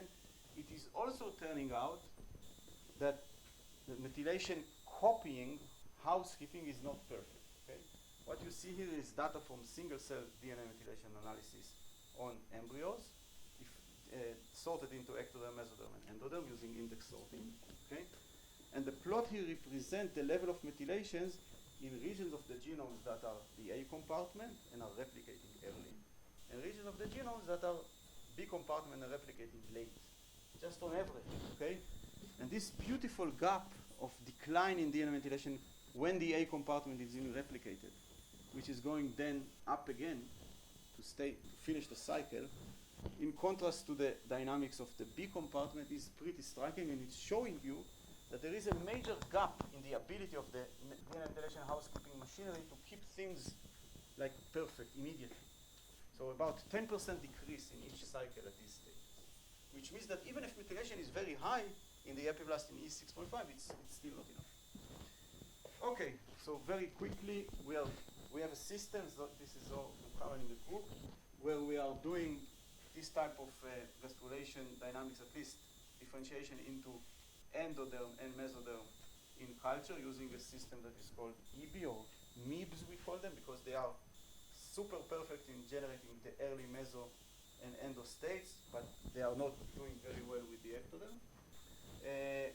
It's a perfect system. This is a manifold generated using single cells derived from MIBs. The important point here when you are going to start and use such system is to compare them to the in vivo atlases, which now we have them, okay? And what you see here are comparison of the in vivo epiblast states and the MIB epiblast states. Each point is a gene, and you just see gene expression overall quantitative without lying at all, okay? Like no filtering and no shtuyot, okay? And the correspondence is amazing, okay? Maybe for the epiblast, you can take it for granted, but for the primitive streak or nascent mesoderm and anterior primitive streak, which is the precursor of the endoderm, it's striking because these MIBs lacks any structure, no mother, nothing nice, okay? It's an amorphing group of cells, at least under the microscope, and still those early states are being reproduced perfectly.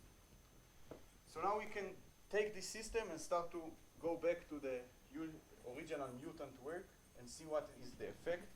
When you're mutanting all DNMTs, no methylation at all, you get stuck in an epiblast state, no differentiation.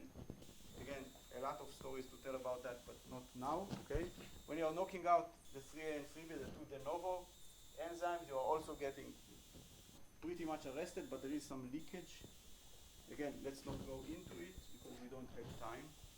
We think we know the mechanisms for this arrest, which involve, at least partly, disruption in the regulation of nodal signaling, which for itself is an interesting conclusion, but not what I wanted to talk about now.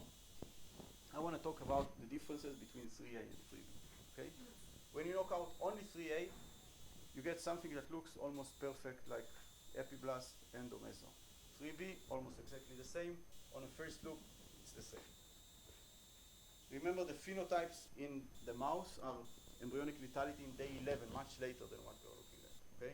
And 3A are born, okay, and then are dying due to all kinds of other malfunctions. So these are milder effects, but if you are, the advantage of this quantitative technology is that it allows you to ask the questions much more carefully. Okay?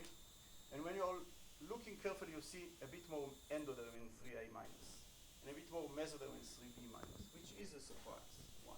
Okay? You can now go in depth, okay, and look at the transcriptional differences between those, let's say, primitive streak cells in 3A and 3B. And surprisingly, you see induction of mesoderm genes when you knock out 3B, okay, and induction of endoderm gene when you knock out the other direction, and exactly the opposite is happening in the endoderm states. So it seems like not only you have differences in the rate of differentiation to mesoderm and endoderm, and when you're losing 3A and 3B, also the right genes that are supposed to drive those differentiations are being misregulated. So perhaps it's just an in vitro artifact. So now it pushed us to look carefully on the enzymes in the embryos, and what we discovered is that something we didn't notice before is that actually 3B and 3A are not regulated in the same way during the differentiation. Okay? We thought that both of them are just going down and 3A will linger. It's not like that. Okay? Actually 3B is lingering significantly in the endoderm, and 3A is going to be much higher in the mesoderm. So it seems like 3A may be an enzyme that is high in the mesoderm in order to repress the endoderm programs, and 3B is an enzyme that is higher in the endoderm because it wants to repress the mesoderm programs, which is cool. So how can this be implemented? Okay, I'm finishing, just giving you something to think about. Okay, it turned out that this is strongly correlated with the enzyme specificity. Again, we used to think of those two enzymes as just redundant, doing roughly the same, but there is accumulating literature in the literature now for several years that they are not targeting the same CPGs. Here you see DNA methylation analysis on EBs, okay, over time from day 1 to day 4, and you see that what happened to the methylation when you knock out 3A and 3B. And what you discover, again to our surprise, is that most of the CPGs are either preferring the 3A enzyme or preferring the 3B enzyme, okay? With very strong preferences, like very big differences in methylation when you lose just one of them. Most of those effects are going to compensate, but it turned out that sequence alone is predicting those preferences. So 3A would target CPGs that look like this, and 3B would target CPGs that look like that, okay? Talk to me about the ramification of that, but it turned out that if you are going to any S system that was generated by Tankei Babak group, where you are losing all the enzymes and just rescuing with overexpression of just 3A or just 3B, you get exactly the same sequence preferences. And you also find out that there is a great deal of strand specificity. So each of the enzyme is different in its strand specificity. In particular, 3A have a preference that is strand symmetric, okay? Meaning that there are certain loci in the genome where 3A would target both the plus and minus strands. So it would be very much favorable for 3A. On the other hand, for 3B, it's not strand symmetric, so there are no point in the genome that 3B really like. If you like one strand, you don't like the other. So taking all of this together is bringing you a new model into the specificity of 3A and 3B during gastrulation, okay? Each CPG will have its own type of preference just because of its sequence, okay? But this preference would be compensated by repeated cycle of replication and housekeeping, turnover by TET, potentially another replication that is not being housekept by DNMT1, and the whole cycle of events would end up with generating for most of the genome no preference at all. So methylation that is as uniform as we are used to see. But on certain loci in the genome, you'll have accumulation of CPGs that are preferring one of the enzymes and not the other, but it will almost always be 3A because it's the only enzyme that can really prefer a locus.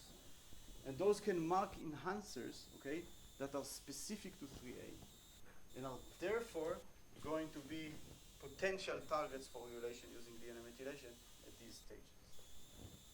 So what are we learning from all this mess, okay, or complicated group of mechanisms that are working together?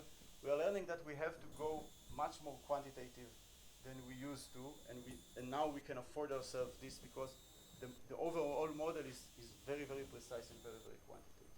It means that epigenetic measurements, either chromosomal conformation or DNA methylation, somehow have to adapt to a situation where you are not saying that the gene is regulated by methylation or not, okay?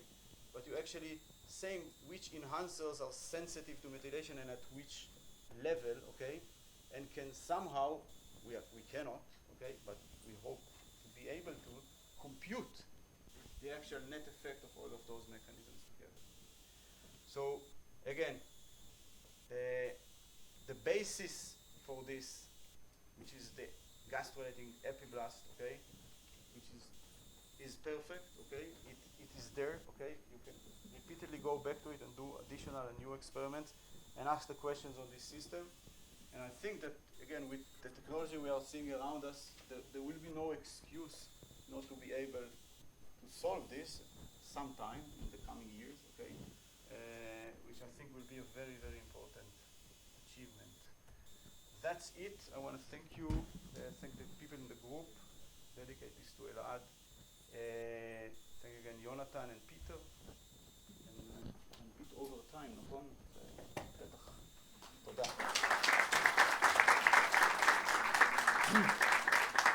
So we have time for 2 questions. Yeah. Regarding the DNA-mediated exploration, so the sequence preference you see, you know if it's actually a sequence that the DNA is bind, or can it be mediated by different proteins that take the DNA to this specific sequence? So question about sequence specificity is always, and I agree with you completely, depends also on the context on which other enzymes are there. For example, which transcription factors are there, cofactors, coactivators. In that respect, it looks like results from many different systems, ESs, our epiblast, embryos, even hematopoietic stem cells, somehow tells us that a lot of this specificity goes with the enzymes itself, okay? Which doesn't mean that there are no additional components for this specificity, okay? In vivo, which will rely on transcription factors that are partnering with these guys, okay? The nice thing about some of those systems is that when you start from 0 methylation and, for example, do overexpression of 3A or 3B, or when you're looking at an epiblast that is differentiating and starting with 0, you can actually look at the kinetics and convince yourself that it's probably the enzyme itself, okay? But did you maybe try to look for finding sequences that are identical between these DNMTs and other transcription factors that would suggest they may be collaborating? So the specificities of the DNMTs are quite different from the classical DNA binding recognition motifs. They are all CPGs, of course, okay? And around them you have some references to certain nucleotides in a very short range, by the way.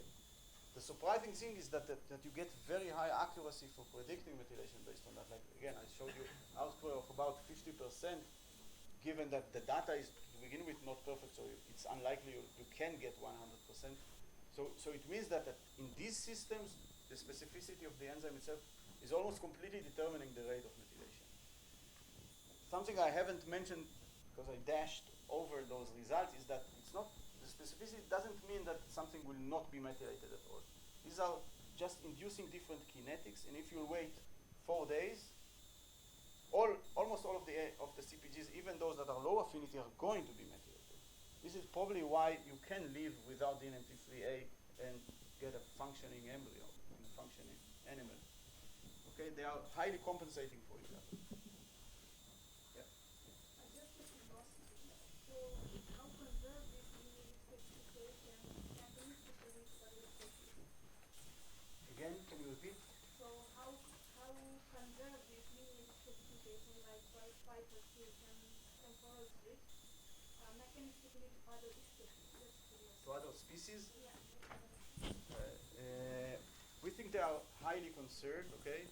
We now have a data set on rabbit that looks almost exactly the same, okay? Which is amazing because the morphology of the rabbit embryo is very different. It's not this cup shape, it's a bilinear disc, okay?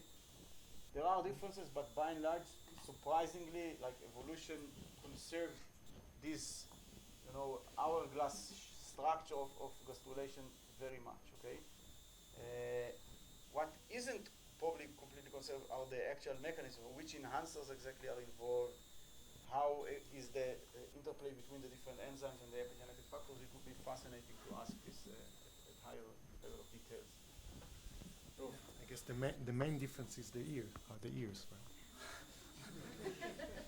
לגמרי. Thank you very much.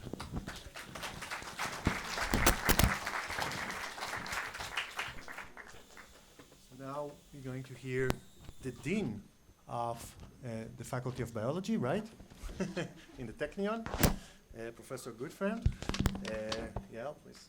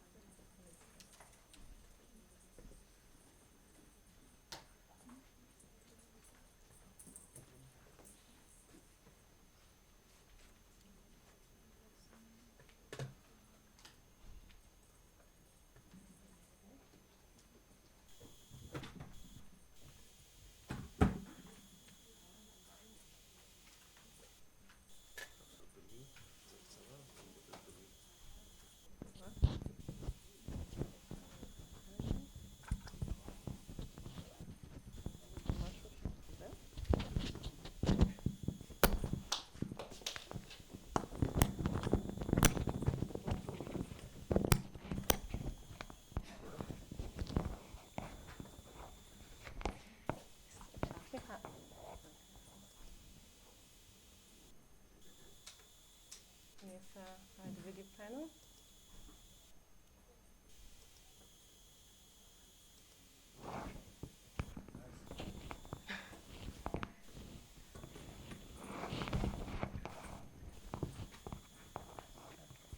Sorry, getting organized.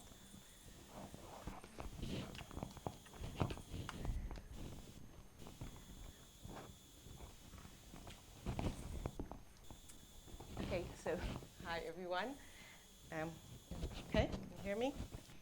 Okay, so first I'd like to really thank the organizers. I think Iran is not here, but really want to thank him for and all the others for organizing this great meeting and for inviting me to share our work here with you. So what I'll be talking today to you is more focusing on new results, actually kind of an unexpected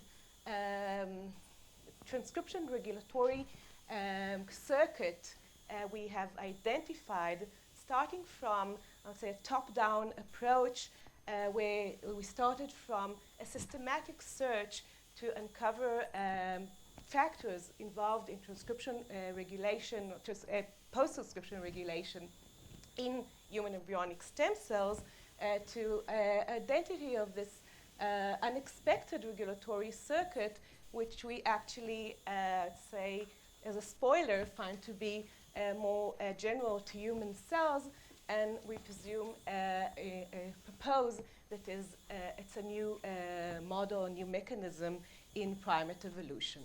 So the work I'll be presenting is work. Pointer is not working.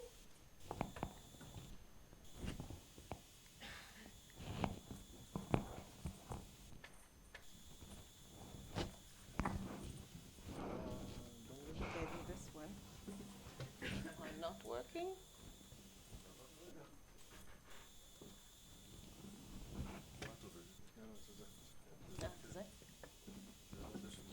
Okay, sorry.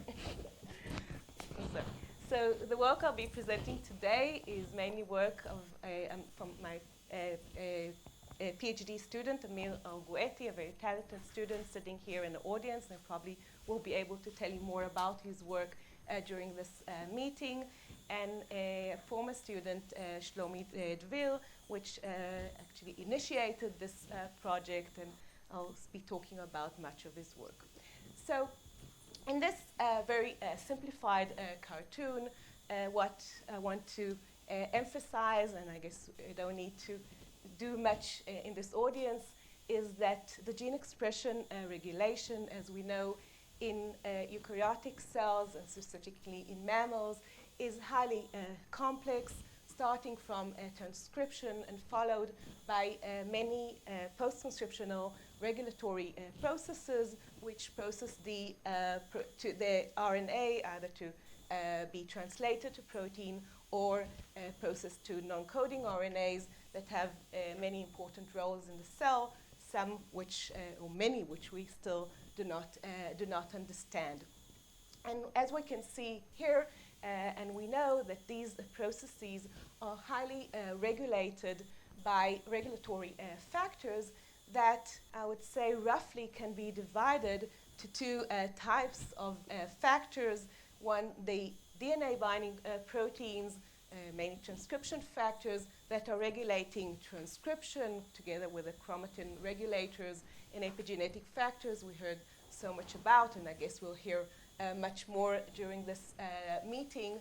And the post-transcription regulation that is mainly regulated by RNA binding proteins, some that are very specific to specific processes such as splicing factors or the risk complex, and others which are more general. And over the years, we've learned so much about these processes and the mechanisms and know much about them. But in the last, I would say, decade or so, there's more and more indication that there is a very strong or a significant crosstalk between these processes that are co-regulated, and these processes I'm specifically referring to the crosstalk between transcriptional and post-transcriptional regulation. And an intriguing question would be, who are these factors that are regulating this crosstalk between the processes, and specifically what would be their binding specificities, and in what way and what mechanisms they are contributing to this crosstalk. So this is a question we were very interesting to explore, and the model system we decided to focus on is human embryonic stem cells, where clearly the tight regulation and interaction between the processes of the gene expression pathway are critical for dictating the cell fate, either to pluripotency, differentiation, and all what we heard from Amos. So we know that transcription regulation has been extensively studied in the system, and we know much about the pluripotent network, while much less is known about the post-transcription regulation in this system, specifically who are the factors that are involved, I'd say the composition and the architecture of this network, and specifically much less is known about this crosstalk between the different processes. So to better understand I'd say decipher the post-transcription regulatory network in human embryonic stem cells, we seek to uncover the RNA bind proteome of human embryonic stem cells. The idea is to actually identify all these regulatory proteins that are processing our RNA within the cell. And to this aim, Shlomi in the lab established a method which is known as the RNA interactome capture method, a method that was developed approximately 10 years ago by the group of Marcus Lanthaler and Matthias Henze. And the idea is that we are trying to capture all the RNA that are binding and regulating, all the proteins that are binding and regulating the RNA within a specific time in the cell. And this method takes advantage of UV cross-linking, which generates covalent interactions between the molecules, the RNA molecules, and the proteins which are closely associated to them, and likely are regulating these molecules. And actually we're freezing all these interactions, all these regulations, and then taking advantage of the fact that most of the RNAs are polyadenylated to capture these complexes further after digesting the RNA, we get the peptides and analyze them by mass spectrometry to detect the whole set of these proteins that are regulating RNA in a cell. And in order to identify and make sure that we are identifying the proteins that are binding specifically and directly, we conduct the experiment in the cross-linking experiment compared to a non-cross-linking experiment. And further, we extract the proteins that were found that significantly more enriched in the cross-link experiment. So overall, conducting the experiment, this was done on 4 biological replicates in human embryonic stem cells, we identified around 810 proteins, assuming these are the proteins that are composing the RNA binding proteome in stem cells. And overall, the numbers that we get are very similar to the numbers of these proteins are detected in other systems, in other human cell types and mouse embryonic stem cells. And we look at the composition of these proteins. There's a high overlap between the proteins detected in the cells to others detected in other cells. This is quite expected. But still, around 1/5 of the proteins that we detect were proteins which were found unique to this system, assuming that some of them may be contaminants or others that were not technically could not be detected in other systems. But we expect that many of these proteins are proteins that have unique function as RNA regulators in this system. So we followed and did many experiments and analysis to show the contribution of these proteins to human pluripotency. And I won't go into the details. It was published recently, or a year ago.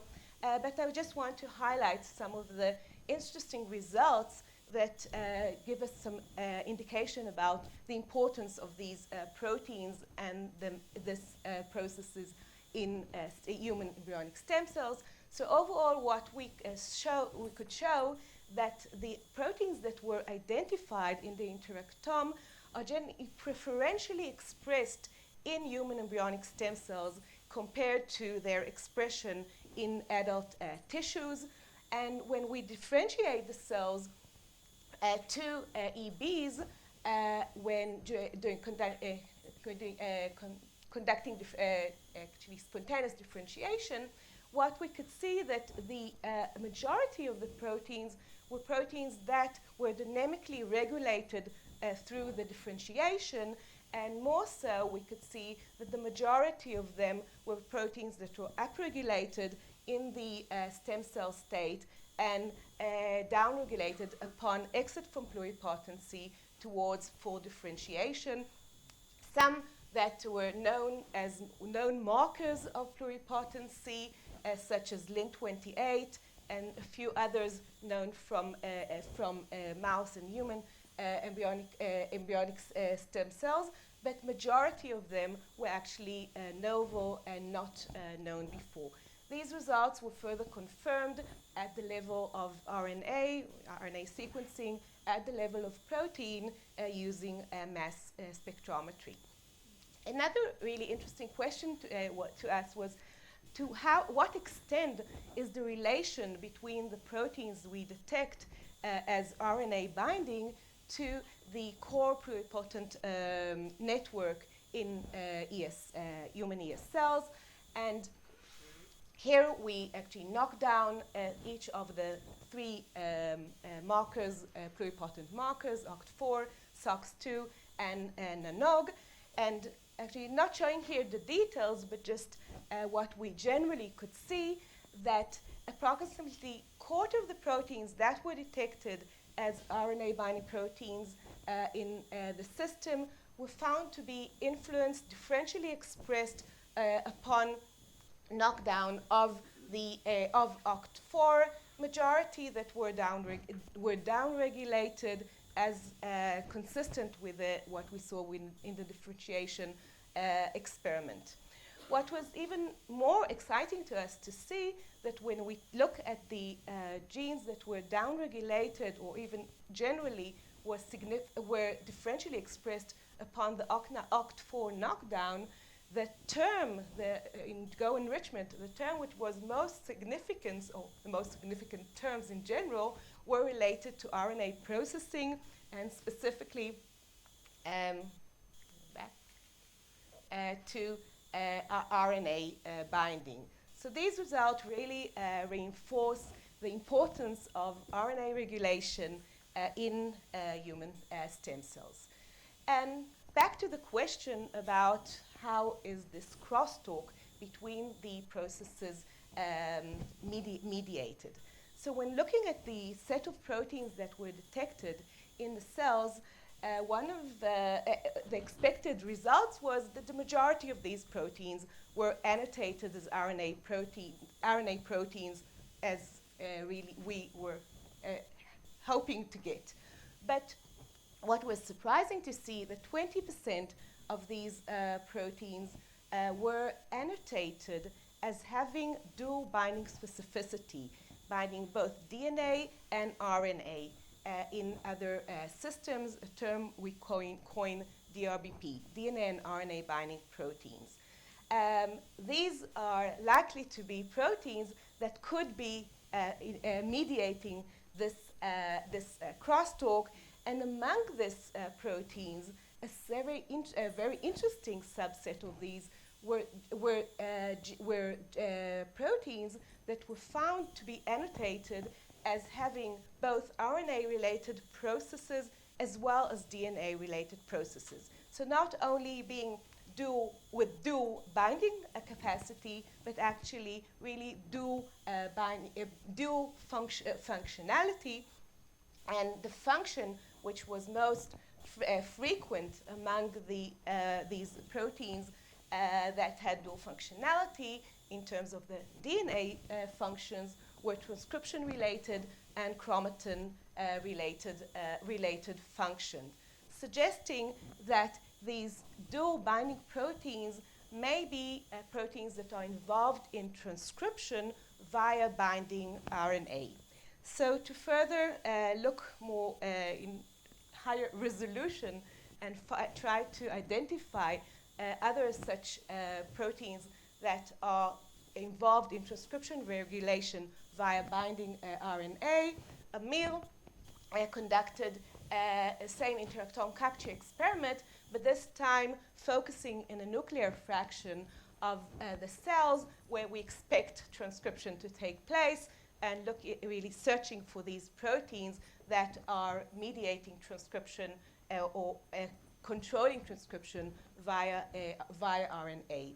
And indeed, when conducting the experiment, so overall results were very similar. The composition of the proteins were very similar, but when looking at this subset of the DRBPs, of the proteins with dual functionality, we were really extremely excited to see some really bona fide transcription factors, among them ones that are known as markers of pluripotency, like for example OCT4, and several epigenetic factors, again very known for their involvement and critical role in pluripotency. So these results were very interesting, again as a group of factors that may be contributing to this crosstalk, and these results were also consistent with say a growing notion, would say another rising star in the field of the factors that are involved in transcription, and this is the long non-coding RNAs.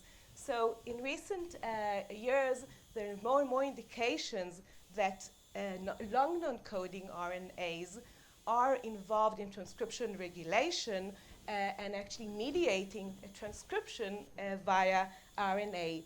And these long non-coding RNAs were shown to be involved in transcription and fine-tuning transcription regulation in different mechanisms, as for example, we can see here long non-coding RNAs that are sponging the transcription factor, which by definition should be a DNA RNA binding protein, as it's binding also the RNA, and by actually evicting these transcription factors from the transcription site from the nucleus, they clearly are changing and fine-tuning gene regulation.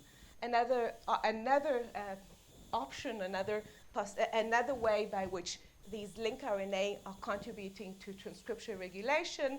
A few examples were found where these lncRNAs are used as scaffold and connected to the transcription factor, actually by this way recruiting epigenetic factors to the site of transcription and changing actually the chromatin state and the expression of the target genes. So given these examples and our results showing that we identified many transcription factors that may be involved in regulation via binding RNA, we wanted to really focus into some examples and try to identify these regulatory circuits that are mediated by RNA, specifically to try to identify the ones that may be contributing to pluripotency. So here we chose to focus on a subset of proteins to focus on, and the set that we chose to focus on were some of transcription regulators that were identified in the interactome capture experiment to be uniquely bound in the nuclear fraction, such as OCT4, DNMT3B, which we heard about a lot, and others. And in addition, we also wanted to focus on transcription regulators that were actually identified in the whole cell interactome and not in the nucleus, suggesting that they may be regulating transcription actually by binding the RNAs outside of the nucleus, as I've showed you before. So we decided to focus on these, but in the next the time left for my talk, I will be focusing on one of these circuits, on one of these examples, which, as I said, we identified and found to be really a very exciting new role for transcription factor RNA-mediated regulation. So here we focused on STAT3, which is a very well-known transcription factor signaling pathway, signaling protein, highly conserved in mammals and have in mouse embryonic cells. It's known to be strongly related to the pluripotency network and involved in proliferation, survival, and self-renewal. Actually, in human stem cells, STAT3 was not found to be directly involved in the pluripotency pathway, and very indications from very recently have shown that it's mainly shown to be involved in reprogramming. So we decided to focus on STAT3 as it was kind of, again, intriguing the fact that we found it to be binding RNA outside of the nucleus, while we still know it is a transcription factor. So in order to explore and identify the targets of these proteins and the function of the interactions between the transcription factors and the RNA, Amir and the lab established the ECLIP methodology. So CLIP is a methodology for mapping RNA targets of RNA binding proteins developed. Actually, we have different CLIP experiments. The ECLIP itself is the most commonly used method today developed by the group of Jean Yeo and has been extensively used for identifying the targets of many RNA binding proteins. So this is kind of the equivalent of a chip experiment, which is for mapping the targets of DNA at the DNA targets of DNA binding proteins, or specifically transcription factors or chromatin regulators. So, but what we did here is, I would say, kind of a hybrid thing, as we were expecting to map RNA target of a transcription factor. And indeed, this was not a very easy task, but Emil didn't give up. Just to understand why it's much more complicated, these transcription factors, as we expect, first of all, expected binding the RNA in much lower affinity than the classical RNA binding proteins, and assumably that this is not their main function. I would say this is their moon function, doing it as a night job. We expect that they have very few specific targets. So if we when we utilize eClip for RNA binding proteins, we expect to get many results, all the targets of these proteins which in the cell. But as expected, when Emil ran eClip on STAT3, we got much fewer significant results. Going back. Sorry. What am I doing? That was wrong. Wrongly. Okay, sorry, I'm using the. So these are the specific targets we identified for STAT3. A few of them are mRNAs, which we found to have very specific binding sites in them, and I won't focus on these results, as one of the results which were really exciting to us to see is NORAD, which is a long non-coding RNA, and in recent years much is known about this long non-coding RNA, and was found to be involved in DNA stability, integrity, and this function of NORAD was found to be mediated via binding to a very conserved RNA binding protein, the familial family, and the binding of the protein, this familial protein binds to many large cluster of binding sites in the lncRNA. But when we identified the STAT3 binding site, was found to be in the 3' end of the gene, only one binding site. But as we can see here, there's a very specific site where we can see where STAT3 is binding to the lncRNA, and we could indeed confirm this interaction by using CLIP qPCR and showing that this is indeed a specific interaction. So now the question is, we have predicted that STAT3 is binding the lncRNA, NORAD, and the question is, what could be the functional role of this interaction? Now, just to pause I want to emphasize that when we looking at an interaction between a protein and an RNA, there are two possibilities which we have to take into consideration, or two ways of thinking of it. So in one way we can think that we have the protein that is regulating the RNA, and this interaction will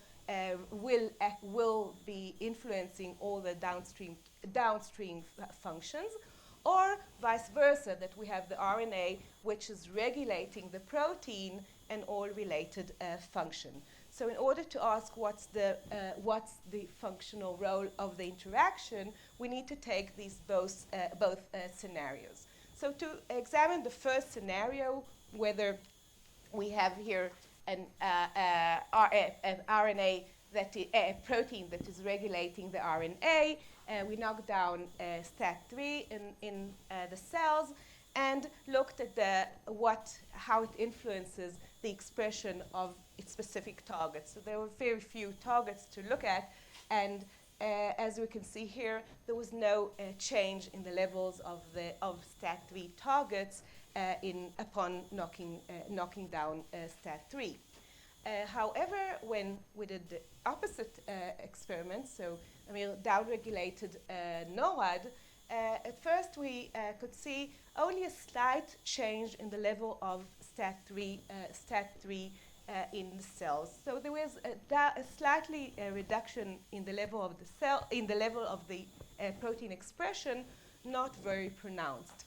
But when looking at the different compartments, here using immunofluorescent, Amir could clearly see, and this was repeated in many times, that there is a very significant reduction in the level of STAT3 protein in the nucleus upon NORAD downregulation. And consistently, or very interestingly, when looking at this change of the RNA or the gene expression changes upon NORAD knockdown in these cells, we can see that while there's we didn't find many changes in the expression of many genes, but there were a set of very interesting genes which were extremely upregulated upon the NORAD knockdown, and all these are the interferon stimulating genes, or ISGs. And here we can see that when conducting gene ontology enrichment analysis, we can clearly see upregulation of the antiviral response upon NORAD knockdown. When conducting single-cell RNA sequencing using a plate-based approach, we could confirm that the downregulation of NORAD in the cells was consistent with upregulation of the interferon-stimulating genes in the cells. NORAD was eliminated. Based on the results we got, we asked ourselves what would be the factors, the transcription factors, which is regulating these changes upon NORAD knockdown. And here we conducted a transcription factor enrichment analysis and found quite expectedly that oops, what am I doing? Sorry, I'm just all the time touching the wrong thing. So quite expectedly, we could find STAT1 that is, first of all, also an ISG gene, and known to be the transcription regulator of the interferon pathway, and very interestingly, the actually antagonist of STAT3. So further looking at the levels of STAT1 that upon NORAD knockdown, we could identify that STAT1 is upregulated upon NORAD knockdown, and indeed, when conducting immunofluorescent, Amir could show clearly that there is a significant change in the level of STAT1 in the nucleus, which is exactly a mirror image than what we see for STAT3 in these cells. So downregulation here and upregulation of the antagonist proteins. And I just want to note that NORAD lncRNA which is known to be expressed in the cytoplasm, was also found in our system to be enriched in the cytoplasm, where we expect the interaction happening with STAT3. So taking these things together, our hypothesis was that NORAD knockdown mimics an antiviral response by balancing STAT1, STAT3, STAT1 in the nucleus in human embryonic stem cells, proposing that NOAD has an important role in actually preventing antiviral response in embryonic stem cells. So this was a really exciting hypothesis, and to check that, we had to go further and check whether the NOAD downregulation influences other human cells. And here we were kind of disappointed in the beginning, but then less, that a NOAD knockdown significantly activated the interferon-stimulating genes in this case, human fibroblasts. As you can see here, very high enrichment, upregulation of the interferon-stimulating genes, and as we can see here in the GO enrichment analysis, very clearly upregulation of all the processes related to antiviral response, specifically type 1 interferon signaling pathway. So what we could see here, that the response of the cells to a NOAD knockdown of these cells, actually differentiated cells, was much more pronounced than the response that we got in embryonic stem cells, which can be clearly explained by the fact that embryonic stem cells do tend to have higher interferon-stimulating genes, so preventing the antiviral response, as well as the fact that they actually do not have the canonical interferon pathway in human embryonic stem cells. So overall, what we could see that this response is found both in pluripotent and differentiated cells at different levels, and we further want to confirm that this response is indeed mediated by the STAT1 transcription regulatory circuit. So in order to check that, the first thing that we did is to look whether the NOAD knockdown indeed induces or upregulates the active form of STAT1 as a transcription active form. And what we can see here, that indeed upon NOAD knockdown, there is a significant upregulation of the transcription active form of STAT1 Y701. In addition, when looking using CHIP, when looking at the promoters of the interferon-stimulating genes, upon the NOAD knockdown, we can see enhanced binding of STAT1, while clearly eliminating the binding of STAT3 was completely eliminated.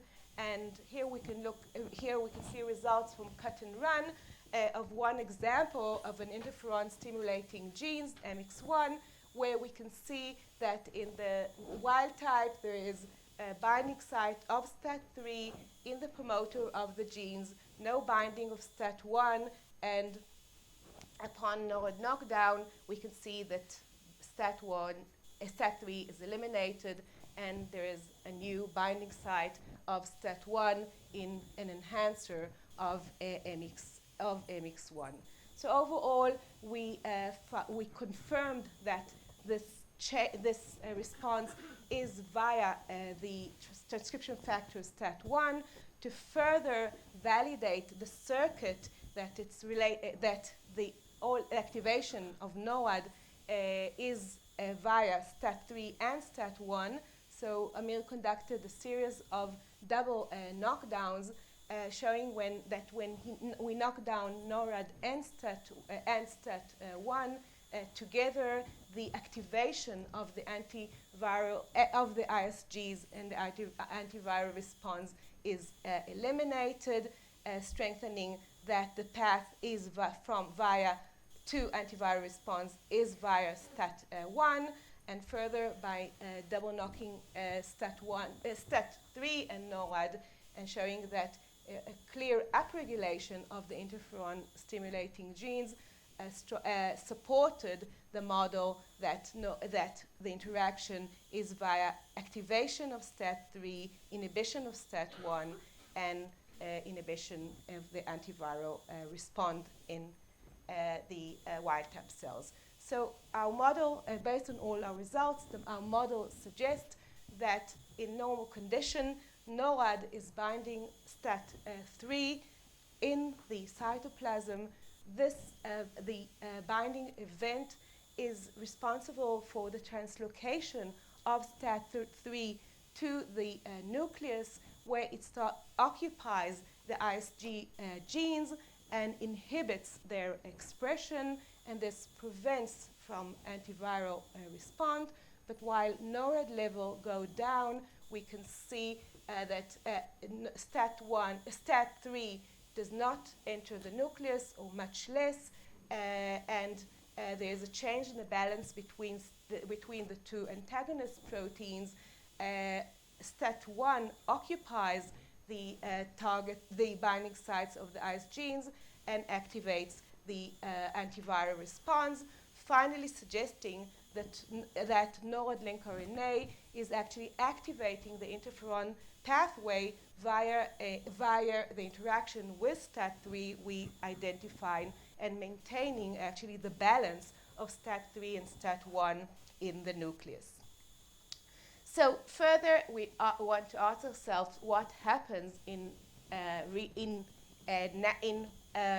cells that are infected with viruses.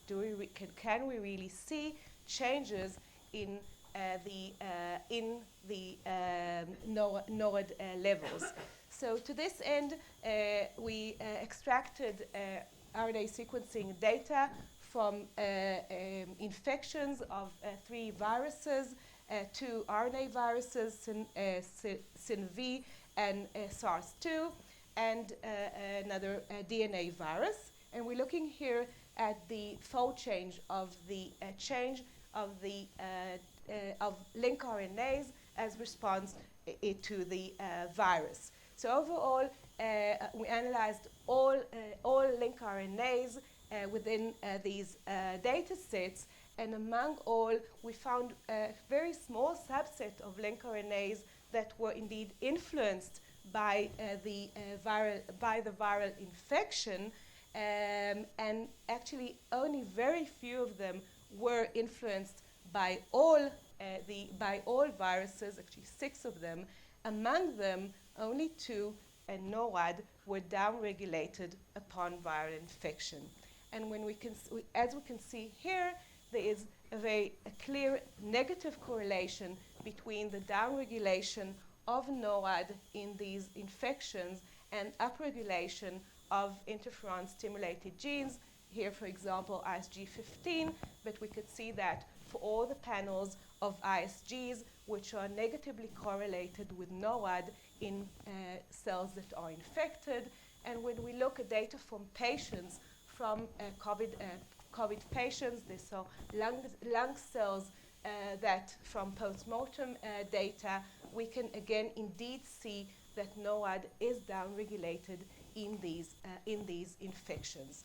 So based on these results, we propose that NOAD is somehow sensing the viruses, and upon the NOAD knockdown, it activates the antiviral response, and a new mechanism that was previously unknown. So, and last question we wanted to ask ourselves is this new function conserved in mammals, as we know that the function of NOAD lncRNA is highly conserved in all mammals, and specifically was studied in both mouse and human in terms of its functions in DNA stability and integrity. So we wanted to ask how if the this method, this circuit we identified is conserved.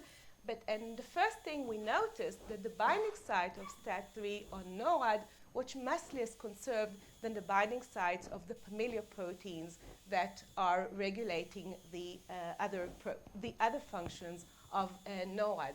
And what was clearly seen that specifically the binding site of NOAD was actually completely eliminated, completely deleted in the mouse transcriptome.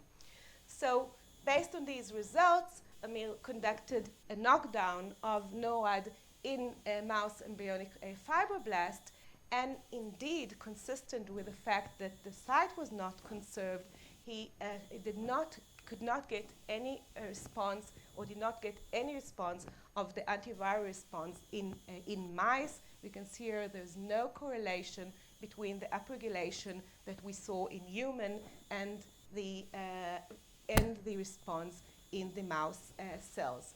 These results were also consistent with the fact that Emil could confirm the binding interactions between STAT1 and NOAD in both in the embryonic stem cells and the HFX, but we could not confirm it could not confirm an interaction between STAT3 and NOAD in mouse. This is extremely interesting, as STAT3 is actually 100% conserved between human and mouse. So the protein is 100% conserved, but this interaction was not found. And to try and understand what could be the reason for that, we did some eyeballing in the sequences around the STAT3 binding site in NOAD, and indeed could find some interesting indication that very close to the site of the binding site was an introduction of an allo element. Allo element is a transposal element which is known to be novel in primates, and the introduction of this allo element, as we can see here, changed the structure of the binding site around around STAT3, and here we can see that this is structure predictions of the region around the binding site in all primates that contain allo elements, and here is the prediction in mouse. And this is the binding site that we have identified as the binding site of STAT3, and as you can see here, in all primates, it's accessible and can be bound by proteins, while in mice it's completely in a double-stranded and hindered, so it cannot bind the protein. So based on these results, we postulate that the introduction of an allo element in primates is what led to the birth of a new binding sites with a STAT3, and the introduction of a new mechanism for protecting from antiviral response. Again, a mechanism of transcription regulation mediated by RNA. So I think I don't have the time to summarize it just shortly.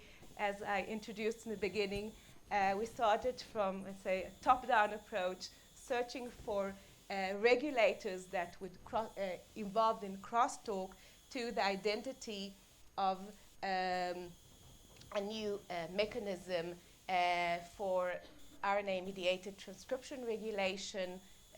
We propose, as I said, novel to primates, and as we see, general to pluripotent and differentiated cells. So finally, just to thank the people, so I mentioned Amir and Shlomi that did the work, Tamara Shimshoni, our lab manager, other members in our lab, collaborators, and all the group and funding, and thank you for listening. Any questions? Yeah. Could you go back to the slider of the single RNA pathway and the spatial pathway? Which one? Go back to the slider of pathway. You are confused? I'm just. Can you just tell me what slide? The slider of Wnt, single learning pathway. Oh, the Wnt. Yes. Okay. So, I'm very bad by the doing these moving. Now I'm learning to. Yes. And as we all know, these two vital pathways, Wnt single learning pathway and the CNP pathway, have the vital role for differentiation and the development. From the left of picture, we can see both of the single learning pathway are activated. And the pluripotent stem cells were differentiated, right? But from this picture, these two single learning pathways are activated. How to maintain the embryonic stem cell subrenal. I mean, how to maintain the pluripotency of the embryonic stem cell. Yes. So I'm not sure what you're asking. Is you? I'm asking from this picture, Yeah. both of these two single learning pathways are activated. Yeah. How to maintain the Pluripotency. of the embryonic stem cell and the self-renewal. Okay. How do they do that? Yes, as these two single learning pathways are activated, then can make the embryonic stem cell differentiate, right? Okay. I guess you ask if this pathway is found both in pluripotency and not pluripotent cells, how that can explain No, specifically pluripotency? this is in mouse pluripotency. I know. So maybe we can take it offline because I'm not sure I'm following the question, or can. Okay, let's try another question. Thank you. Sure. Just it's worth to mention, really, it's impressive to see STAT1 pathway is also working in undifferentiated cell. Also in B cell, in differentiated cell, 6CR3 receptor activation of B cell is very mediated by STAT3, and the antagonist is also STAT1, which is really interesting. Yeah. This is an agreement of these research. Yeah, I think it's really, Yeah, really it's amazing to see that there's such conservation we're not expected. Okay, sorry. Hi. In mouse embryonic stem cells, I know that the viral infections can cause an elevation in all endogenous retroviruses. So I'm asking, how did you connect the elevation in allo elements? How did you connect it to the regulation of STAT3? Only because of its location? Okay, so I'll try to explain. What we see is that NOAD does not activate the antiviral response in mice. We assume that the activation of the antiviral response relates to the downregulation of NORAD, which is binding STAT3. And the binding of NORAD to STAT3, we believe, is the mechanism that activates this antiviral response. We know that antiviral response is activated by many different mechanisms. So the fact that, so the allo element, we try to explain, STAT3 is conserved really 100% between human and mouse. So the question is, what's different between human and mouse that then doesn't allow the activation of this process? So we focused on the site where one thing it was eliminated. We didn't find the site when looking at the alignment, and when folding the whole region, we could see that the binding site that were found in human was actually completely non-accessible to proteins. So we believe that this was the way to introduce allo that introduces so many new functions in primates. This is another function which was introduced via ALU, which enabled this binding of STAT3 to NORAD. Sorry. Thank you very much for your talk. I just want to make sure that I understood the last point correctly. The mouse NORAD, compared to all the primates NORAD, also has the STAT3 binding site. So STAT3 could potentially bind there, but the ALU element creates a different folding. Yeah, so the sequence is conserved, but the structure, it's hidden in a secondary structure that does not allow it. Any chance that NORAD can predict the severity of COVID? NORAD levels? We were planning to do that. We didn't get funding for so, but I don't know if it can predict the severity, but clearly we do see that we were looking at different data. I think Amir can maybe answer, and we couldn't see that it's related to the severity in terms of patient data. But it's quite hard to look at because patient data is so complex, and lncRNAs are very hard to detect. So maybe Amir can emphasize about that, but we couldn't. We were trying to, but we couldn't find and didn't have much data for that. Last question, please. Thank you. Maybe I missed it. Where is NORAD located? Is it on the same chromosome as STAT1 and STAT3? And what's the difference between the mouse and human location-wise? Location-wise. So first of all, its interaction is in trans. They're not located on the same chromosome. If I'm not, I think it's 13. 20 and 17. 20 and NORAD is in 20, chromosome 20, and STAT3 is in 17. So it's not the same Is it the same between mouse and human location-wise? Is different location-wise? different locations, but they don't remember what in mice. in any case, it is a trans interaction, so the interactions are not related, do not have to be close. And one of the things, many of the lncRNA are acting in cis and very close to the transcription to the other genes that are regulated.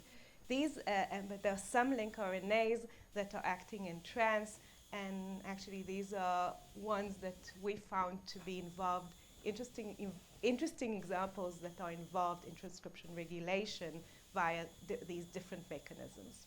So on the same chromosome with the nano, there are other, NORAD, there are other coding genes that NORAD can regulate to, not STAT3, STAT1, but on the same chromosome and nearby. So NORAD is found actually not very close to, if I remember correctly, it's not very close to other genes. So it's a long intergenic non-coding RNA, and as if I remember correctly, it's not close to another protein gene. So, and this is, if we look at lncRNA, we have many of them that are either transcribed from the same promoters in diverse directions or overlapping or pseudogenes. But we have also these lncRNAs that are completely in, say, islands and regulating in trans other genes.